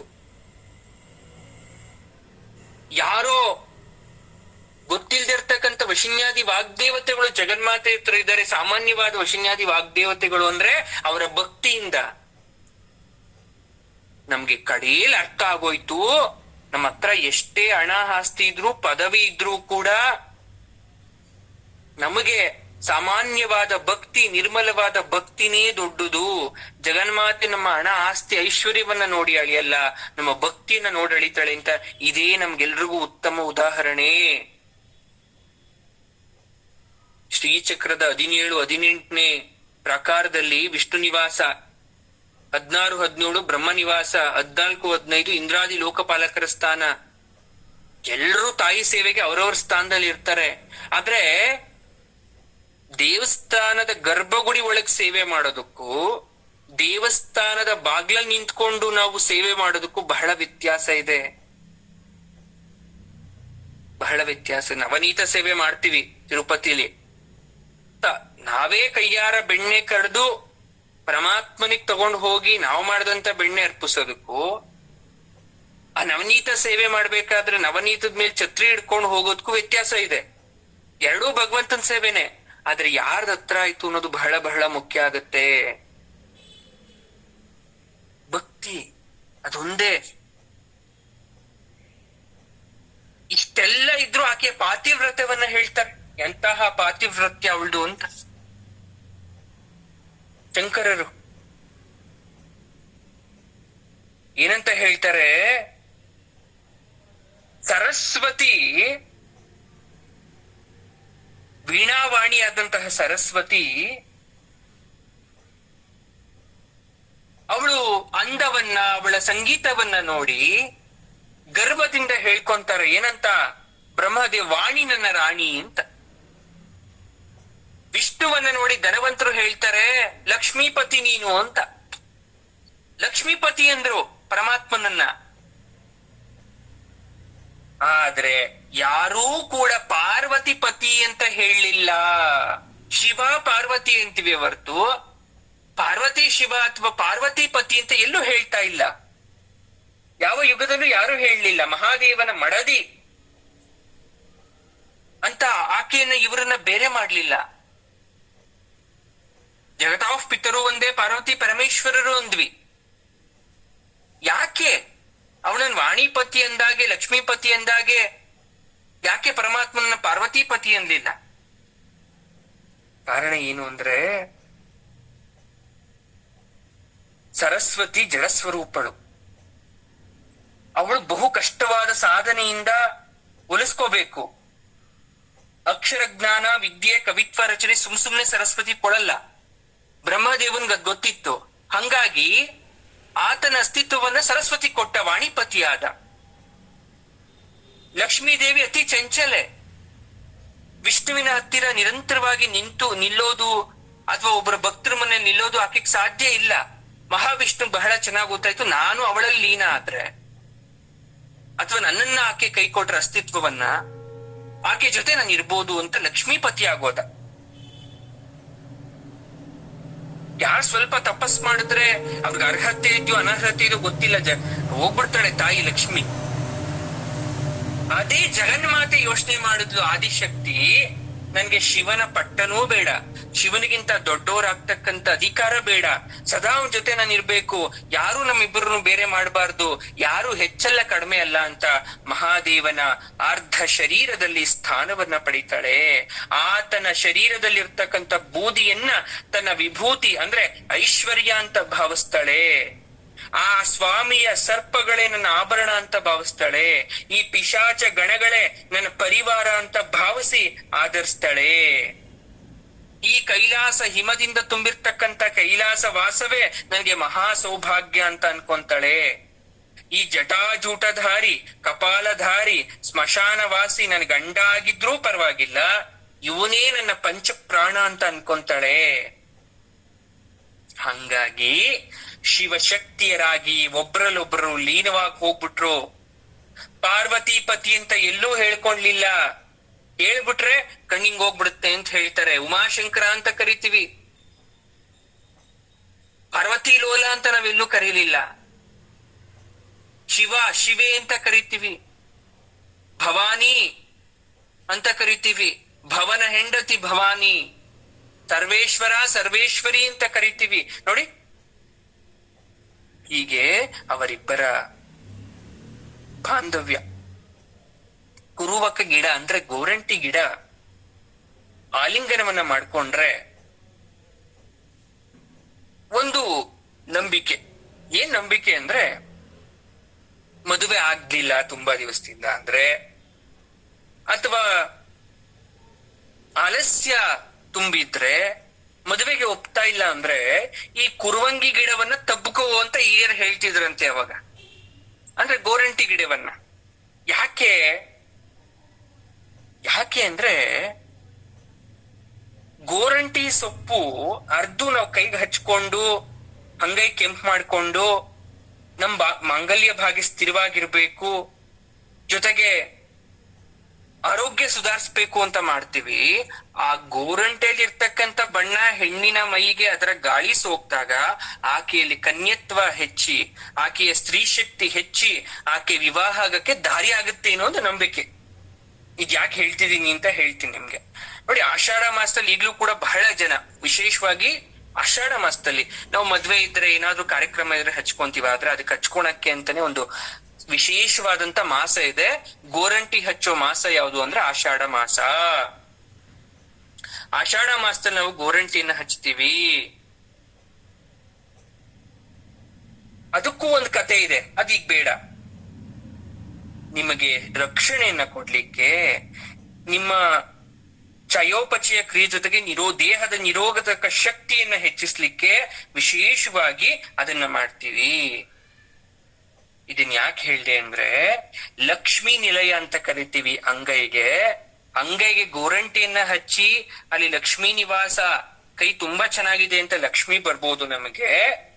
ಗೋರಂಟಿ ಗಿಡವನ್ನ ಆಲಂಗಿಸ್ಕೊಂಡ್ರೆ ಬೇಗ ಮದುವೆ ಆಗುತ್ತೆ. ಯಾಕೆ ಅಂದ್ರೆ ಶಿವ ಪಾರ್ವತಿಯರ ಸ್ಥಾನ ಅಂತ ಕರಿತೀವಿ. ಅದಕ್ಕೆ ನಾನು ಗೋರಂಟಿ ವಿಚಾರ ಮಾತಾಡಿದ್ದು. ಒಂದ್ಸಲ ಹೋಗ್ತಾ ಇರ್ತಾರಂತೆ ಕೈಲಾಸದಿಂದ ಶಿವ ಪಾರ್ವತಿ, ಏನ್ ತುಂಬಾ ಚೆನ್ನಾಗಿರ್ತಕ್ಕಂತ ಎಲ್ಲ ಪುಷ್ಪ ಉದ್ಯಾನವನ, ವಿಧ ವಿಧವಾದಂತಹ ಮರಗಳು, ತುಂಬಾ ಆಸೆ ಆಗತ್ತೆ. ಆಗ ಶಿವ ಕೇಳ್ತಾನೆ, ಯಾವ ಮರದಲ್ಲಿ ನೀನು ಹೋಗಿ ಬರ್ತೀಯ ಅಂತ. ಆಕೆ ಎಲ್ಲ ನೋಡ್ತಾಳಂತೆ, ಎಲ್ಲ ಇಷ್ಟ ಆಯ್ತು. ನಾನು ಹೋದ್ರೆ ನನ್ನ ಪತಿನೂ ಬರ್ಬೇಕು ಅಂತ ಗಿಡ ಬೇಕು ಅಂತ ಗೋರಂಟಿ ಗಿಡ ಅಂತಾಳಂತೆ. ಆ ಶಿವ ಪಾರ್ವತಿಯರ ಸಮ್ಮಿಲನದಿಂದ ಆ ಸೊಪ್ಪನ್ನ ಹಚ್ಕೊಂಡ್ರೆ ಕೈಗೆ ಕೆಂಪು ಬಣ್ಣ ಬರುತ್ತೆ ಅನ್ನೋದು ಅದು ಲೋಕಾರೂಢಿ. ಅದು ನಮ್ಗೆ ಗೊತ್ತೇ ಇಲ್ಲ ಯಾಕೆ ಅದು ಕೆಂಪು ಬಣ್ಣ ಆಗತ್ತೆ ಅಂತ. ಆ ಮರದಲ್ಲಿ ಅದ್ರ ವಿಶೇಷತೆ ಇದ್ರೂ ಕೂಡ ನಮ್ಮ ಹಿನ್ನೆಲೆ ಶಾಸ್ತ್ರದ ಪ್ರಕಾರ ಶಿವ ಪಾರ್ವತಿ ಮೆಚ್ಚಿ ಆ ಗೋರಂಟಿ ಗಿಡ ಆಲಿಂಗನ ಮಾಡ್ಕೊಂಡಿದ್ರಿಂದ ಅದಕ್ಕೆ ಆ ಬಣ್ಣ ಬರುತ್ತೆ. ಹಂಗಾಗಿ ಆ ಗೋರಂಟಿ ಗಿಡವನ್ನ ಯಾರು ಸ್ಪರ್ಶವನ್ನ ಮಾಡ್ತಾರೆ, ತಬ್ಬಗು ಅಂತಾರೆ, ಅವ್ರಿಗೆ ಬೇಗ ಮದುವೆ ಆಗುತ್ತೆ ಅಂತಕ್ಕಂಥದ್ದು. ಇದನ್ನು ಯಾಕೆ ಹೇಳ್ದೆ ಅಂದ್ರೆ, ಆ ತಾಯಿ ಎಂತಹ ಮಹಾಸಾಧ್ವಿ, ಆ ಸಾಧ್ವಿ ಮಳಿಗೆ ನಾವ್ ಯಾಕೆ ನಮಸ್ಕಾರವನ್ನ ಮಾಡ್ಬೇಕು, ಯಾಕೆ ಆಕೆಯನ್ನ ಸರ್ವಮಂಗಳೇ ಅಂತ ಕರಿತೀವಿ ಅನ್ನೋದು ನಿಮಗ್ ಗೊತ್ತಾಗ್ಲಿ. ಇದು ವಿಧವಾದ ಮರ ಇದ್ರೂ ಕೂಡ ನಾನು ಎಲ್ಲೋದ್ರೂ ಅಲ್ಲಿ ನನ್ ಗಂಡ ಇರ್ಬೇಕು, ನನ್ನ ಪ್ರತಿ ಹಂತದಲ್ಲೂ ನನ್ ಗಂಡ ಇರ್ಬೇಕು ಅಂತ ಬಯಸ್ತಂತಹ ಜಗನ್ಮಾತೆ ಆಕೆ. ಅರ್ಥ ಆಗ್ತಾ ಇದ್ಯಾ? ಹಾಗಾಗಿ ಏನೋ ಆಕೆ ಆ ರೀತಿಯಾಗಿ ಇಷ್ಟಪಟ್ಟಿದ್ದು. ಆಕೆಯ ಪಾತಿವ್ರತದ ವರ್ಣನೆ ಅಷ್ಟೋ ವಿಶೇಷವಾಗಿದೆ. ಅರ್ಥ ಆಗ್ತಾ ಇದೆಯಾ? ಇನ್ನು ತುರಿಯತ್ವದ ಬಗ್ಗೆ ಹೇಳ್ತಾರಪ್ಪ, ದೇವಿಯ ತುರಿಯತ್ವದ ಬಗ್ಗೆ. ಮಹಾಮಾಯಿ ಸ್ವರೂಪಿಣಿ ಆಕೆ, ಅದ್ ನಮ್ಮೆಲ್ರಿಗೂ ಗೊತ್ತು. ಇನ್ನೇನು ವಿಶೇಷತೆ ಅಂದ್ರೆ, ಶಂಕರರು ಯೋಗ ಮಾಯಾ ಸ್ವರೂಪವನ್ನ ವರ್ಣನೆ ಮಾಡ್ತಾರೆ. ಆಗಮಗಳೆಲ್ಲ ಜಗನ್ಮಾತೆಯನ್ನ ಹೊಗಳುತ್ತೆ. ಮಹಾಕವಿ ಕಾಳಿದಾಸ ತನ್ನ ಶ್ಯಾಮಲ ದಂಡಕದಲ್ಲೂ ಕೂಡ ಯಾವ ರೀತಿ ಕಾಳಿ ಸ್ವರೂಪವನ್ನ ನೋಡಿ, ಕಾಳಿ ಸ್ವರೂಪಿಣ ನೋಡ್ದೆ ಅಂತ ಹೇಳ್ತಾನೆ. ಸರ್ವ ತೀರ್ಥಾತ್ಮಿಕೆ, ಸರ್ವ ಮಂತ್ರಾತ್ಮಿಕೆ, ಸರ್ವ ಮುದ್ರಾತ್ಮಿಕೆ, ಸರ್ವ ಶಕ್ತಾತ್ಮಿಕೆ ಅಂದ್ರೆ ವರ್ಣಾತ್ಮಿಕೆ, ಸರ್ವರೂಪೆ ಜಗನ್ಮಾತೃಕೆ ಪಾಹಿಮ ತುಭ್ಯಂ ನಮೋ ದೇವಿ, ತುಭ್ಯಂ ನಮೋ ದೇವಿ, ತುಭ್ಯಂ ನಮೋ ದೇವಿ ಅಂತ. ಸರ್ವ ವರ್ಣ ಅಂದ್ರೆ ಅಕ್ಷರಗಳು, ಸರ್ವ ಬಣ್ಣ, ಸರ್ವ ಕುಲ ಎಲ್ಲ ತಾಯಿ ಸ್ವರೂಪ. ಸರ್ವ ತಂತ್ರ, ಸರ್ವ ಮಂತ್ರ, ಸರ್ವ ತೀರ್ಥ, ಸರ್ವ ಮುದ್ರೆ, ಸರ್ವ ಪುಣ್ಯಕ್ಷೇತ್ರ ಎಲ್ಲ ತಾಯಿ ಸ್ವರೂಪ ಅಂತ ಹೊಗಳ್ತಾರೆ. ನಮಗೇನೇ ಇದ್ರೂ ಕೂಡ ಎಲ್ಲದರಿಂದ ಮುಕ್ತಿ ಪ್ರದಾಸಿಸುವವಳು ಆಕೆ. ಯಾಕೆಂದ್ರೆ ಆಕೆ ಶುದ್ಧ ವಿದ್ಯಾ ಸ್ವರೂಪಿಣಿ. ಯೋಗಮಾಯೆಯಿಂದ ಸರ್ವ ಲೋಕವನ್ನ ಭ್ರಮೆಗೊಳಿಸ್ಬೋದು ಅಂದ್ರೆ ಇನ್ ನಾವಿರುವಂತ ಭ್ರಮೆಯಿಂದ ಹೊರಗಡೆ ಕರ್ಕೊಂಬರಕ್ ಸಾಧ್ಯ ಇಲ್ವಾ ಆಕೆಗೆ? ಪಾರಾಯಣ, ನಾವ್ ಯಾವ್ದೋ ದೇವ್ರದ್ದು ಪಾರಾಯಣ ಮಾಡ್ತಾ ಇದ್ದೀವಿ. ಪಾರಾಯಣ ಮಾಡ್ಬೇಕಾದ್ರೆ ಯಾರನ್ನ ಕರಿತೀವಿ, ಅದ ಅವಮಾನನ, ಅವ್ರು ಬಡವರ, ಶ್ರೀಮಂತರ, ಅದ್ಯಾವುದೂ ಅಲ್ಲ. ಅಹಂ ಇರ್ಬಾರ್ದು. ಸ್ತೋತ್ರ ಪಾರಾಯಣದಿಂದ ಜಗನ್ಮಾತೆ ಪುನೀತಳಾಗ್ತಾಳೋ ಇಲ್ವೋ, ನಾವು ಪುನೀತರಾಗ್ಬೇಕು, ನಮ್ಮ ವಾಸಸ್ಥಳ ದೇವನಿಲಯ ಆಗ್ಬೇಕು, ಸ್ತೋತ್ರ ರೂಪದಲ್ಲಿ ಮಂತ್ರಶಕ್ತಿ ರೂಪದಲ್ಲಿ ಸಾಕ್ಷಾತ್ಕರಿಸ್ಬೇಕು, ಸದಾ ಕಾಲ ನಂದನವನಾಗಿರ್ಬೇಕು ಅನ್ನೋದಷ್ಟೇ ನಾವು ಯೋಚನೆ ಮಾಡ್ಬೇಕು, ಬೇರೆ ಇನ್ನೇನು ಅಲ್ಲ. ಮೂವರು ದೇವರಿಗಿಂತ ನಾಲ್ಕನೇ ದೇವತೆ ಅಪಾರ ಮಹಿಮೆ ಉಳ್ಳ ಅಂತ ಶಂಕರರು ಹೇಳಿದ್ರು. ಓಂ ಐಂ ಹ್ರೀಂ ಶ್ರೀಂ ಅಂತ ಬೀಜಾಕ್ಷರಿ ಮಂತ್ರ ಹೇಳಿದ್ರು.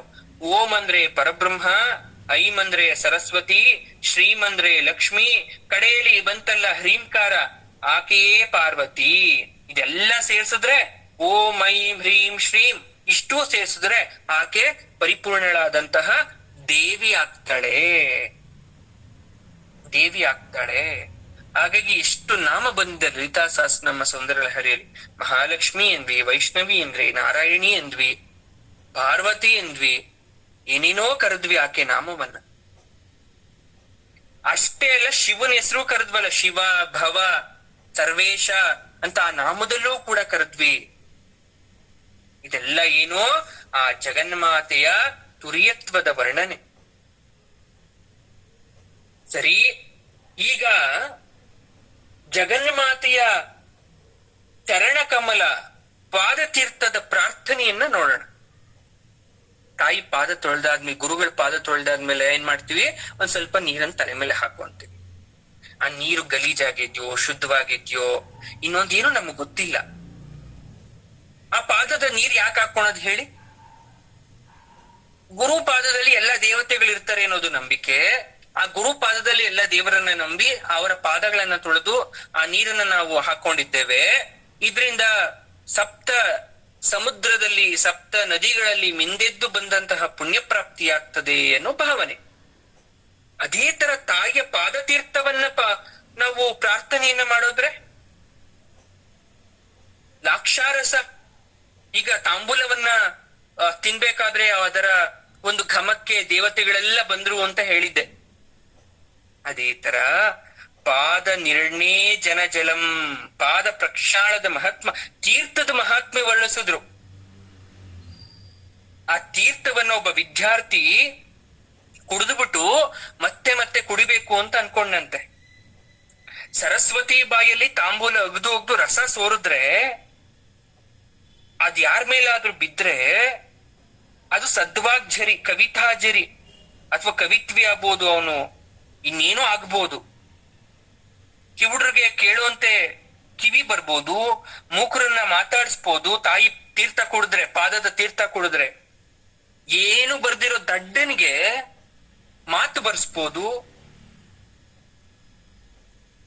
ಎಕ್ಸಾಂಪಲ್ ಶಂಕರಾಚಾರ್ಯರು ಅವ್ರನ್ನೇ ಕೊಟ್ಕೊಂಡ್ರು ನೋಡಿ. ಯಾರ್ದು ತಗೋಬೇಡಿ ನೀವು ಉದಾಹರಣೆ, ನನ್ನನ್ನು ತಗೊಳ್ಳಿ. 8ನೇ ವರ್ಷದಲ್ಲಿ ನನಗೆ ಭಿಕ್ಷೆಗೆ ಹೋಗ್ಬೇಕು ಅಂತ ಮನಸ್ಸಾಗ್ಬೇಕು ಅಂದ್ರೆ 5ನೇ ವರ್ಷಕ್ಕೆ ಉಪನಯನ ಮಾಡಿದ್ರು. ತಂದೆ ಶಿವಗುರು ಅವ್ರು ಹೋಗ್ಬಿಟ್ರು. ತಂದೆ ಸಾವಿನಿಂದ ತಾಯಿ ಜವಾಬ್ದಾರಿ ಅವರೇ ತಗೋಬೇಕು. ಗುರುಕುಲ ವಿದ್ಯಾಭ್ಯಾಸದಿಂದ ಶಂಕರಾಚಾರ್ಯರು ಮನೆಗೆ ಬರೋಷ್ಟರಲ್ಲಿ ಅವ್ರ ಆರೋಗ್ಯ ಸರಿ ಇರ್ಲಿಲ್ಲ, ತುಂಬಾ ಹೀನ. ಅವಾಗ ಚೂಡಾ ನದಿಗೆ ಸ್ನಾನಕ್ಕೆ ಅಂತ ಹೋದ್ಲು. ಹಿಂತಿರುಗಿ ಬರ್ಬೇಕಾದ್ರೆ ಸ್ಮೃತಿ ತಪ್ಪಿ ಬಿದ್ಬಿಟ್ಲು, ತಾಯಿ ಜ್ಞಾನ ತಪ್ಪಿ. ಶಂಕರಗ್ ದುಃಖ ಆಗೋಯ್ತು. ಅದಕ್ಕೆ ತಾಯಿ ಮಗನಿಗೆ ನಿಜವಾದ ಗುರು. ಆ ಗುರು ರೂಪಿಣಿಗೆ ನನಗೆ ಸಾಧ್ಯವಾದ ಗುರು ದಕ್ಷಿಣೆಯನ್ನ ಸಮರ್ಪಿಸ್ಬೇಕು ಅಂತ ತಪೋ ಮಹಿಮೆಯಿಂದ ಚೂರ್ಣಾ ನದಿ ಹತ್ರ ಕುಟೀರ ಕೂಡ ಹತ್ರದಲ್ಲೇ ಅರಿಬೇಕು ಅಂತ ಸಂಕಲ್ಪ ಮಾಡ್ತಾರೆ. ಅಂದ್ರೆ ನದಿ ದಿಕ್ಕನ್ನು ಬದಲಾಯಿಸಿದವರು ಶಂಕರಾಚಾರ್ಯರು. ತಕ್ಷಣ ಹಂಗ ಅನ್ಕೊಂಡಿದ ತಕ್ಷಣ ನದಿ ಪ್ರವಹಿಸೋ ದಿಕ್ಕು ಬದಲಿಸಿ ಕಾಲಡಿ ಗ್ರಾಮದಿಂದ ಅವ್ರ ಮನೆ ಮುಂದೆನೆ ಹರ್ಕೊಂಡು ಹೋಗಕ್ ಶುರು ಮಾಡ್ತು. ದಿನ ಭಿಕ್ಷೆಗೆ ಹೋಗ್ತಾ ಇದ್ರು. ಆಮೇಲೆ ಹಾಗೆ ಒಂದಿನ ಕಾಲಡಿ ಗ್ರಾಮದೆಲ್ಲ ಹೋದ್ರು. ಇದೆಲ್ಲ ನಿಮ್ಗೆ ಗೊತ್ತಿದೆ. ಭವತಿ ಭಿಕ್ಷಾನ್ ದೇಹಿ ಅಂದ್ರು. ಪಾಪ ಕಡು ಬಡವಳು. ಆ ಮಹಾ ತೇಜಸ್ವಿಯಾದ ಬಾಲ ಬ್ರಹ್ಮಚಾರಿಗೆ ಭಿಕ್ಷಾಕಕ್ಕೆ ಏನೂ ಇರ್ಲಿಲ್ಲ. ಆ ಗಂಡ ಕೂಡ ಭಿಕ್ಷಾವೃತ್ತಿಯಿಂದ ಜೀವನ ಮಾಡ್ತಿದ್ದ. ಬೇರೆಯವ್ರಿಗೆ ಹೋಗಿದ್ದ. ನಾಚೆ ಆಗೋಯ್ತು ಪಾಪ ಆಕೆಗೆ. ಹಸಿವು ಅನ್ನೋದು ಏನು ಅಂತ ನನಗೆ ಗೊತ್ತು, ನಾವು ಕೂಡ ಭಿಕ್ಷಾಟನೆ ಮಾಡ್ತಾ ಇದ್ದೇವೆ. ಪಾಪ ಬಾಳ್ಕ ಬಂದ್ ನೋಡಿದ್ರು ಕೂಡ ನನ್ನ ಹತ್ರ ಕೊಡಕ್ ಏನೂ ಇಲ್ಲ ಅಂತ ಒಣಗಿರೋ ನೆಲ್ಲಿಕಾಯಿ ಕೊಟ್ಟಾಗ ಆ ಮಗುಗೆ ಕರುಳು ಚುರ್ರನ್ ಬಿಡುತ್ತೆ. ಶಿವಾಂಶನಿಗೆ ಮನೆ ಮುಂದೆ ಬಂದಂತಹ ಭಿಕ್ಷುಕನಿಗೆ ಹಾಗೇ ಹೋಗು ಅಂತ ಕಳಿಸ್ದೆ, ನನ್ನ ಹತ್ರ ಏನಿದ್ಯೋ ಇದೇ ಕೊಟ್ಟಿದ್ದೀನಿ ಅಂತ ಕೊಟ್ರು. ಶಂಕರರು ಲಕ್ಷ್ಮೀ ದೇವಿ ಸ್ತೋತ್ರವನ್ನ ಮಾಡಿ ಕನಕಾ ಸ್ತೋತ್ರವನ್ನ ಕವಿತ್ವ ಜರಿ ಅಂತ ಹೇಳಿದ್ರು. ಆ ಬಡ ಗುಡಿಸ್ನಲ್ಲಿ ಚಿನ್ನದ ನೆಲ್ಲಿಕಾಯಿನ ಹರಿಸಿದ್ರು. ಅಷ್ಟರ ಪತಿ ಕೂಡ ಮನೆಗ್ ಬಂದ. ಆ ಪಲ್ಲ ತೊಟ್ಟಂನಲ್ಲಿ ಅಂದ್ರೆ ಕಾಲಡಿ ಹತ್ರ ಇರ್ತಕ್ಕಂಥ ಪಲ್ಲನ್ ತೊಟ್ಟಮ್ಮಲ್ಲಿ ಸ್ವರ್ಣಮಯ ಆಗೋಗಿತ್ತು ಮನೆಯೆಲ್ಲ, ಸ್ವರ್ಣಮಯ ಆಗೋಗಿತ್ತು. ದಾರಿದ್ರ್ಯವೇ ಹೊಡೆದಟ್ಟು ಬಿಟ್ಟಿದ್ರು. ಆಮೇಲೆ ಶಂಕರಾಚಾರ್ಯರು ಸನ್ಯಾಸ ದೀಕ್ಷೆ ಪಡೆದ್ರು. ಗೌಡಪಾದರ ಶಿಷ್ಯರಾದಂತ ಗೋವಿಂದ ಭಗವತ್ಪಾದರು, ಅವ್ರ್ಯಾರು ಅವ್ರ ಗುರುಗಳು ಗೌಡಪಾದರು ಅಂತ. ಗೋವಿಂದ ಭಗವತ್ಪಾದರು ನರ್ಮದಾ ತೀರ ನದಿಗೆ ಆಶ್ರಮ ಮಾಡ್ಕೊಂಡಿದ್ರು. ಅವರು ಗುರು ಸಾಕ್ಷಾತ್ಕಾರವನ್ನ ಪಡ್ಕೊಂಡು ಆಮೇಲೆ ಹೋದ್ರು. ಇದ್ ಯಾಕೆ ಹೇಳ್ತಾರೆ ಅದು ಅಂದ್ರೆ, ಇಷ್ಟೆಲ್ಲ ಆಗಿ ಕಾಶಿ ಯಾತ್ರೆಗೆ ಹೊರಟೆ ದಾರಿಯಲ್ಲಿ ಎಷ್ಟೆಷ್ಟೋ ಘಟನೆ ಸಂಭವಿಸಿದ್ವು.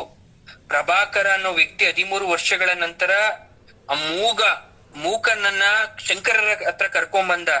ಆ ಮೂಕತ್ವವನ್ನ ಕಳಿಬೇಕು ಅಂತ ಕೇಳ್ಕೊಂಡ್ರು. ಬಹುವಿಧವಾಗಿ ಪ್ರಾರ್ಥಿಸಿದ್ರು. ಶಂಕರರು ಲಘು ಸ್ತೋತ್ರ ಮಾಡ್ಬಿಟ್ರು ಅಮ್ಮನ್ಗೆ. ಮಾಡಿ ತಮ್ಮ ಕೈಯನ್ನ ಬಾಲಕನ ತಲೆ ಮೇಲೆ ಇಟ್ರು. ಹಸ್ತಮಸ್ತಕ ಪ್ರಯೋಗವನ್ನ ಮಾಡಿದ್ರು. ಕೇಳಿದ್ರು, ನೀನ್ ಯಾರ ಮಗು ಅಂತ ಕೇಳಿದ್ರು. ಬಾಲಕನಿಗೆ ಮಾತ್ ಬಂತು. ಹುಡುಗ ಸ ನಿತ್ಯೋಪಲಬ್ಧಿ ಸ್ವರೂಪೋ ಹಮಾತ್ಮ ಅಂತು. ನಿತ್ಯ ಸತ್ಯ ಸ್ವರೂಪವಾದ ಆತ್ಮ ನಾನು ಅಂತು ಆ ಮಗು. ಆ ಕೇಳ್ದಂತ ಪ್ರಶ್ನೆಗೆ ನಿರರ್ಗಳವಾಗಿ ಉತ್ತರ ಕೊಟ್ರು. ತಕ್ಷಣವೇ ಶಂಕರರು ಆ ಬಾಲಕನನ್ನು ತಪ್ಪಿಕೊಂಡು ಅವನಿಗೆ ಸನ್ಯಾಸ ದೀಕ್ಷೆ ಕೊಟ್ರು. ಹಸ್ತಾಮಲಕ ಅಂದ್ರೆ ಅದಕ್ಕೊಂದು ಹೆಸರಿಟ್ರು, ಹಸ್ತಾಮಲಕ ಶಾಸ್ತ್ರ ಅಂತ. ಅಂಗೈಯಲ್ಲಿ ನೆಲ್ಲಿಕಾಯಿಯಂತೆ ಜ್ಞಾನವನ್ನ ಇಟ್ಕೊಂಡವ್ರಿಗೆ ಹಸ್ತ ಆಮಲಕ ಅಂತ. ಅದು ಆಮಲಕ. ಆಮ್ಲಕ ಅಂದ್ರೆ ನೆಲ್ಲಿಕಾಯಿ. ಯಾಕಂದ್ರೆ ನೆಲ್ಲಿಕಾಯಿ ಔಷಧಿ ಗುಣ ಲೆಕ್ಕ ಇಲ್ದಷ್ಟು. ಶಂಕರರ ಶಿಷ್ಯ ಹಸ್ತಾಮಲಕ. ಶಂಕರರು ಕೇಳಿದಂತಹ ಪ್ರಶ್ನೆಗೆ ಉತ್ತರ ಕೊಟ್ಟು ಮುಂದೆ ಭಾಷ್ಯ ಬರೆದರು. ಹಾಗೆ ಮತ್ತೊಬ್ಬ ಶಿಷ್ಯ ಕಿವುಡ, ಹುಟ್ಟು ಕಿವುಡ. ಅವ್ರು ಅವಾಗ ಏನ್ ಮಾಡ್ತಾರೆ, ಚರ್ಚಾ ಸ್ತುತಿ ಅಂತಕ್ಕಂಥ ಸ್ತೋತ್ರ ಹೇಳಿ ಅವ್ನ್ ಕಿವಿ ಬರ್ಸ್ತಾರೆ. ಕಿವಿ ಕೇಳೋ ತರ ಮಾಡ್ತಾರೆ, ಶ್ರವಣ ಶಕ್ತಿ ಬರುತ್ತೆ. ಇನ್ನು ತಮಿಳ್ನಾಡಿನಲ್ಲಿ ಚಿರುಚೆಂದೂರ್ ಅಂತ ಗ್ರಾಮ ಇದೆ, ನಿಮ್ಗೆ ಗೊತ್ತಿರ್ಬೋದು. ಸುಬ್ರಹ್ಮಣ್ಯೇಶ್ವರನ ಬಹಳ ವಿಶೇಷವಾದಂತ ಆಲಯ. 45 ದಿವಸ ಸುಬ್ರಹ್ಮಣ್ಯ ಸ್ವಾಮಿಯನ್ನ ಭಕ್ತಿಯಿಂದ ಪೂಜಿಸಿದ್ರೆ ಮಾತ್ ಬರುತ್ತೆ ಅಂತ ಹೇಳ್ತಾರೆ. 45 ದಿನ ಸ್ವಾಮಿಯನ್ನ ಪೂಜೆ ಮಾಡಿ ಮಾತ್ ಬಂತು ಅಂತ ಹೇಳ್ತಾರೆ. ಇದು ನಮ್ಮ ಕಲಿಯುಗದ್ದು. ಬಟ್ ಶಂಕರಾಚಾರ್ಯರ್ದನ್ ಹೇಳ್ತಾ ಇದ್ದೀನಿ. ಯಾಕೆ ಅಂತ ಹೇಳ್ತೀನಿ ಮುಂದೆ. ಇನ್ನೊಬ್ಬ ಶಿಷ್ಯ ಶಂಕರಾಚಾರ್ಯರ್ದು, ಅವನ ಹೆಸರು ಕಾಲನಾಥ ಅಂತ. ಪಾದಗಳಲ್ಲಿ ಬಿದ್ದುಬಿಟ್ಟು ಕಣ್ಣೀರ್ ಸುರಿಸಿ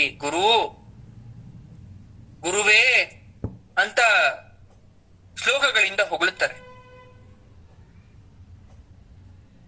ತೋಡಕಾಚಾರ್ಯ ಅಂತ ಹೆಸರಿಟ್ಬಿಟ್ಟು ಸನ್ಯಾಸ ದೀಕ್ಷೆಯನ್ನ ಕೊಡ್ತಾರೆ. ಕಾಲನಾಥನನ್ನ ಶಿಷ್ಯನಾಗಿ ಗ್ರಹಿಸಿ.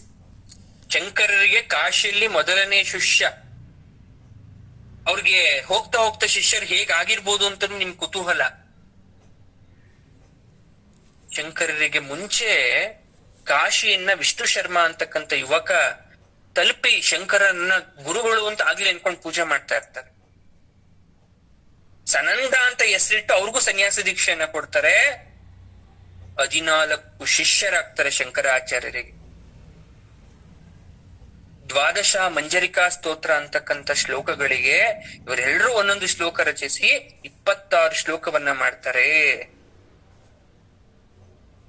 ಇದೆಲ್ಲ ಯಾಕೆ ಹೇಳ್ತಾ ಇದ್ದೀನಿ ಅಂದ್ರೆ, ಏನೂ ಗೊತ್ತಿಲ್ಲದೆ ಎಲ್ಲೋ ಹುಟ್ಟಿರ್ತಕ್ಕಂಥ ನನ್ನನ್ನ ತಾಯಿ ಕೃಪೆಯಿಂದ ಆಕೆ ನಾಮವನ್ನ ಹೇಳಿ ಕಿವುಡನಿಗೆ ಕಿವಿ ಬರ್ಸ್ತೆ, ಮಾತಾಡದೆ ಇರ್ತಕ್ಕಂಥ ಬಾಲಕನಿಗೆ ಬಾಯಿ ಕೊಡಿಸ್ತೆ, ಅದೆಷ್ಟೋ ಜನ ಶಿಷ್ಯರಿಗೆ ದೀಕ್ಷೆಯನ್ನ ಕೊಟ್ಟೆ. ಕಾರಣ ನನ್ನ ಶಕ್ತಿಯಿಂದಲ್ಲ, ಆಕೆಯ ಮಂತ್ರ ಶಕ್ತಿಯಿಂದ, ಆಕೆಯ ಪಾದದ ತೀರ್ಥ ಸೇವನೆಯಿಂದ. ಇಷ್ಟೆಲ್ಲ ಕಾರಣ ಆಗಿದ್ದು. ಇಂತಹ ತೀರ್ಥ ಸೇವನೆಯನ್ನ ನಾವು ಯಾಕೆ ಮಾಡ್ಬಾರ್ದು? ತಾಯಿ ಕಾಲನ್ನ ತೊಳೆದಂತ ಬಂದಂತಹ ನೀರು ಗಂಗಾಜಲ, ಮುಖ ತೊಳೆದಂತ ಬಂದಂತಹ ನೀರು ಅಧ್ಯಾತ್ಮ ರಸ. ಅಂತಹ ಆ ರಸವನ್ನ, ಆ ತೀರ್ಥವನ್ನ ನಾವು ಚಿತ್ತ ಶುದ್ಧಿಯಿಂದ ಸೇವಿಸ್ಬೇಕಷ್ಟೇ, ಬೇರೆ ಏನೂ ಇಲ್ಲ. ಹಾಗಾದ್ರೆ ಚಿತ್ತ ಶುದ್ಧಿಯಿಂದ ಆ ತೀರ್ಥವನ್ನ ಸೇವಿಸಿದ್ರೆ ಭಕ್ತನಿಗೆ ಎಂತ ಗೌರವ ಬರುತ್ತೆ? ಏನ್ ಗೌರವ ಬೇಕು? ಎಂತ ಗೌರವ ಬರುತ್ತದು? ಭಕ್ತರ ಮಹಿಮೇನು ತುಂಬಾ ಬೇಕಲ್ಲ. ನೋಡಿ, ಯಾವ ದೇವರನ್ನು ಕೂಡ ಶತ್ರು ಮಾಡ್ಕೋಬಾರ್ದು, ಯಾವ ದೇವರನ್ನು ಕೂಡ ಇದೇ ಅಂತ ಅನ್ಕೋಬಾರ್ದಂತೆ.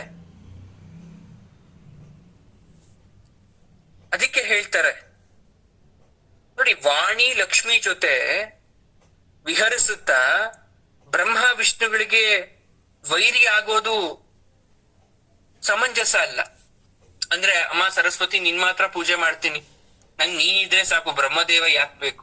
ಲಕ್ಷ್ಮಿ ನೀನ್ ಒಬ್ಳಿದ್ರೆ ಸಾಕು, ನಿನ್ ಮಾತ್ರ ಪೂಜೆ ಮಾಡ್ತೀನಿ, ಯಾಕ್ ಬೇಕು ವಿಷ್ಣು? ಅದಕ್ಕೆ ಹೇಳ್ತಾರೆ ನೋಡಿ, ವಾಕ್ಚಾತುರ್ಯ ಬರೋದು ಸರಸ್ವತಿ ದೇವಿ ಕೊಡದೇ ಆಗಿದ್ರು ಕೂಡ ಯಾವುದೇ ಹೆಣ್ಣು ಅಥವಾ ಯಾವುದೇ ದೇವತೆ ಮತ್ತೊಬ್ಬ ದೇವತೆಗೆ ಅವಮಾನ ಮಾಡಿದ್ರೆ ಸಹಿಸಲ್ಲ. ಅಮ್ಮನವರ ಕರುಣೆಯಿಂದ ಅಪಾರ ಧನವಂತ ಕೂಡ ಆಗಬಹುದು, ಹಾಗೆ ಹೀನವನು ಕೂಡ ಆಗಬಹುದು. ಭಕ್ತರ ಕೆಲಸ ಏನ್ ಗೊತ್ತಾ? ಭಕ್ತರ ಕೆಲಸ ಸದಾ ಕಾಲ ನಿಮ್ಮ ಯಾವುದೇ ದೇವತೆಯನ್ನಾದ್ರೂ ಸರಿನೇ ಪ್ರೀತಿಯಿಂದ ಭಕ್ತಿಯಿಂದ ಆರಾಧನೆ ಮಾಡ್ತಾ ಇರಿ. ನಿಮಗ್ ಸೇರ್ಬೇಕಾಗಿದ್ದಂಥದ್ದು ರಾಜ್ಯ ಲಾಭ, ಸಕಲಾಭೀಷ್ಟ ಸಿದ್ಧಿ, ಇಷ್ಟಾರ್ಥ ಸಿದ್ಧಿ, ವಿದ್ಯಾಲಾಭ, ಆರೋಗ್ಯ ಲಾಭ, ಭೂಲಾಭ, ಧನಲಾಭ, ದೃಢಶಕ್ತಿ, ಬಲ, ಶೂರತ್ವ ಸರಿಯಾದ ಸಮಯದಲ್ಲಿ ಬಂದು ನಿಮ್ಮ ಕೈಗೂಡುತ್ತದೆ ಅಂತ ಹೇಳ್ತಾರೆ. ಆದ್ರೆ ಇದೆಲ್ಲ ಬರ್ಬೇಕು ಅಂದ್ರೆ ಸುಮ್ನೆ ಬರಲ್ಲ, ಅದ್ರಲ್ಲಿ ಗೂಢಾರ್ಥ ಅಡಗಿದೆ. ಯಾವಾಗ ಬೇಕು ಅವಾಗ ಮಾತ್ರ ಬರೋದು. ಅದಕ್ಕೆ ನಿಮ್ಗೆ ತಾಳ್ಮೆ ಮುಖ್ಯ, ಕಾಯುವ ಸಹನೆ ಮುಖ್ಯ. ಚಕ್ರದಲ್ಲಿ ಕುಂಡಲಿನಿ ಶಕ್ತಿಯನ್ನ ಜಾಗೃತ ಮಾಡ್ಕೊಂಡು ಸಹಸ್ರಾರದಲ್ಲಿ ನೋಡ್ಬೇಕು ಅಂತ ಬಯಸಿದಾಗ ಅಲ್ಲಿ ತನಕ ನೀವು ಕಠಿಣವಾದ ಸಾಧನೆ ಮಾಡಿದ್ರು ನಾನು ಬರ್ದೇ ಹೋಗ್ಬಿಡ್ಬೋದು. ಅದ್ ಮೋಸ ಅಲ್ಲ. ಅದು ಇವತ್ತು ನಾನ್ ನಿಮ್ಗೆ 1 ಸೆಕೆಂಡ್ ಕಾಲ ದರ್ಶನ ಕೊಡುವುದಿರ್ಬೋದು, ಆದ್ರೆ ನಾನ್ ಮನ್ಸಲ್ಲಿ ಅನ್ಕೊಂಡೆ ಇವನಿಗೆ ದೀರ್ಘವಾದ ದರ್ಶನವನ್ನ ಕೊಡ್ಬೇಕು ಅಂತ ಇವತ್ ನನ್ ಕಾಣಿಸ್ತಿಲ್ಲ. ನೀನ್ ಅವತ್ತು ಬಹಳ ಬೇಜಾರಾಗಿ ಸಾಧನೆ ಬಿಟ್ಟೆ ಅಂದ್ರೆ ನೀನ್ ನನ್ ನೋಡೋ ಭಾಗ್ಯ ಕಳ್ಕೊಂಡೆ ಅಂತ. 100 ಬಾರಿ ನನ್ನ ನೋಡುವಂತ ಪ್ರಯತ್ನದಲ್ಲಿ ನೀನು ಫೇಲ್ಯೂರ್ ಆದ್ರೂ 101ನೇ ಬಾರಿ ನಾನ್ ನಿನಗೆ ಕಾಣಿಸ್ಬೋದು. ಅಲ್ಲಿ ತನಕ ನೀನ್ ಪ್ರಯತ್ನವನ್ನ ಪಡ್ತಾ ಇರು, ಬಿಡ್ಬೇಡ ಪ್ರಯತ್ನ. ಧಾರಣ ಸಿದ್ಧಿ ಇರ್ಲಿ ನಿನ್ನಲ್ಲಿ. ಎಲ್ಲ ಹೇಳಾದ್ಮೇಲೆ ಆ ಜಗನ್ಮಾತೆಗೆ ಕಡೆಯದಾಗಿ ನಾವು ಸ್ತೋತ್ರದ ಅರ್ಪಣೆಯನ್ನ ಮಾಡಬೇಕು. ಸ್ತೋತ್ರದ ಅರ್ಪಣೆಯನ್ನ ಮಾಡಿ ಆ ಜಗನ್ಮಾತೆಯನ್ನ ಪ್ರೀತಿಯಿಂದ ಕರುಣೆಯಿಂದ ಬೇಡ್ಕೋಬೇಕು. ಎಲ್ರೂ ಕೂಡ ಕೈ ಮುಗ್ದು ಜಗನ್ಮಾತೆಗೆ ನಾವೆಲ್ಲ ಕೇಳ್ಕೋಣ. ವಾಗ್ರೂಪಳಾದ ತಾಯಿಯಾದ ಜಗನ್ಮಾತೆ, ಜಗಜ್ಜನನಿ, ನಿನ್ನದಾದಂತಹ ಶಬ್ದಗಳನ್ನ ನಾನು ಪ್ರಯೋಗಿಸ್ತೆ. ಇಷ್ಟು ದಿವಸ ಹೇಳಿರ್ತಕ್ಕಂಥದ್ದು ಯಾವುದು ನನ್ ಮಾತಲ್ಲ, ಎಲ್ಲವೂ ಕೂಡ ನಿನ್ ಮಾತು ಜಗನ್ಮಾತೆ. ಈ ಸ್ತೋತ್ರ, ಈ ಸೌಂದರ್ಯ ಲಹರಿ ಅಂತಕ್ಕಂಥ ಸ್ತೋತ್ರ ಸೂರ್ಯನಿಗೆ ಕೈದೀಪ ಹಿಡಿದಿರೋ ತರ. ಅಷ್ಟು ದೊಡ್ಡ ಸೂರ್ಯ ಪ್ರಕಾಶಮಾನವಾಗಿ ಹೊಳಿಬೇಕಾದ್ರೆ ನಾನೊಂದು ಎಣ್ಣೆ ಬಿಟ್ಟು ಹಚ್ಕೊಂಬಂದಿರೋ ದೀಪವನ್ನ ಸೂರ್ಯನ ಮುಂದೆ ಹಿಡಿದು ಬಿಟ್ಟು ನನ್ ದೀಪನೇ ಜಾಸ್ತಿ ಪ್ರಕಾಶಮಾನ ಅಂತ ಹೇಳಿದ್ರೆ ನನ್ಗಿಂತ ದಡ್ಡ ಇನ್ನೊಬ್ನಿಲ್ಲ. ಹಾಗೆ ಈ 100 ಶ್ಲೋಕಗಳಲ್ಲಿ ನಾನೇನು ವರ್ಣಿಸಿದ್ದೀನಲ್ಲ ಅದು ಸೂರ್ಯನಿಗೆ ಕೈದೀಪ ಹಿಡಿದಂತೆ. ಒಂದೇ ಒಂದ್ ಸಾಸಿವೆ ಕಾಳು ಏನು ಇಲ್ಲ ನಾನು ವರ್ಣಿಸಿರೋದು. ಸೂರ್ಯನೇ ನೀನ್ ನಿತ್ಯ ಆರತಿ ಮಾಡ್ಬೇಕಾದ್ರೆ ನಾನ್ ದೀಪ ಹಚ್ಚಿ ಪುಟ್ಟು ದೀಪ ಹಚ್ಚಿ ಆರತಿ ಮಾಡ್ತಾ ಇದ್ದೀನಿ. ಚಂದ್ರನ ಚಂದ್ರಕಾಂತ ಶಿಲೆಯಲ್ಲಿ ನೀನು ಇದ್ಯಾ, ಅವನ ರಸವನ್ನ ಸೇವಿಸ್ತಾ ಇದ್ಯಾ. ನಾನು ಎಲ್ಲೋ ಒಂದು ಚಿಕ್ಕ ಪಾತ್ರೆ ತುಂಬಿರೋ ತೀರ್ಥವನ್ನ ನಿಂಗೆ ಅರ್ಪಣೆ ಮಾಡ್ತಾ ಇದ್ದೀನಿ. ಎಲೈ ದೇವಿ, ನನ್ನ ಸಕಲ ಶಬ್ದ ರೂಪ ಸಕಲವೂ ನೀನಾಗಿದ್ಯ ಜಗನ್ಮಾತೆ. ನಿನ್ನನ್ನ ಹೊರತು ಮತ್ತೇನು ನಂಗೆ ಜಗತ್ತಲ್ಲಿಲ್ಲ. ನೀನ್ ಕೊಟ್ಟಿರೋ ಶಕ್ತಿ ಮೇರೆಗೆ ಸಾಧ್ಯವಾದಷ್ಟು ಮಟ್ಟಿಗೆ ನಿನ್ನನ್ನ ಆರಾಧನೆ ಮಾಡ್ಲಿಕ್ಕೆ, ನಿನ್ನ ಬಗ್ಗೆ 4 ಮಾತನ್ನ ವರ್ಣನೆ ಮಾಡ್ಲಿಕ್ಕೆ ನಾನು ಪ್ರಯತ್ನವನ್ನ ಪಟ್ಟಿದ್ದೇನೆ ಜಗಜ್ಜನನಿ. ಎಲ್ಲವನ್ನ ನೀನು ಒಪ್ಪಿಸ್ಕೊಂಡು ನನಗೆ ಸದಾಕಾಲ ನನ್ನ ಜೊತೆಲಿ ಇದ್ದು ನನ್ನ ಸಲ್ಫುವಂತ ಪ್ರಯತ್ನವನ್ನ ಮಾಡು ಜಗನ್ಮಾತೆ. ಎಲ್ಲರೂ ಕೈ ಮುಕ್ಕೊಳ್ಳಿ. ಪ್ರದೀಪ ಜ್ವಾಲಾಭಿಃ ದಿವಸಕರ ನೀರಾಜನ ವಿಧಿಃ ಸುಧಾಸೂತೇಶ್ಚಂದ್ರೋ ಫಲಜಲವೈರಘ್ಯರಚನಾ ಸ್ವಕೀಯೈರಂಭೋಭಿಃ ಸಲಿಲನಿಧಿ ಸೌಹಿತ್ಯಕರಣಂ ತ್ವದೀಯಾಭಿರ್ವಾಗ್ಭಿಃ ತವ ಜನನಿ ವಾಚಾಂ ಸ್ತುತಿರಿಯಂ ತವ ಜನನಿ ವಾಚಾಂ ಸ್ತುತಿರಿಯಂ ತವ ಜನನಿ ವಾಚಾಂ ಸ್ತುತಿರಿಯಂ. ಸರ್ವಂ ಶ್ರೀದೇವಿ ಪಾದಾರ್ಪಣಮಸ್ತು. ಸರ್ವಂ ಶ್ರೀದೇವಿ ಪಾದಾರ್ಪಣಮಸ್ತು.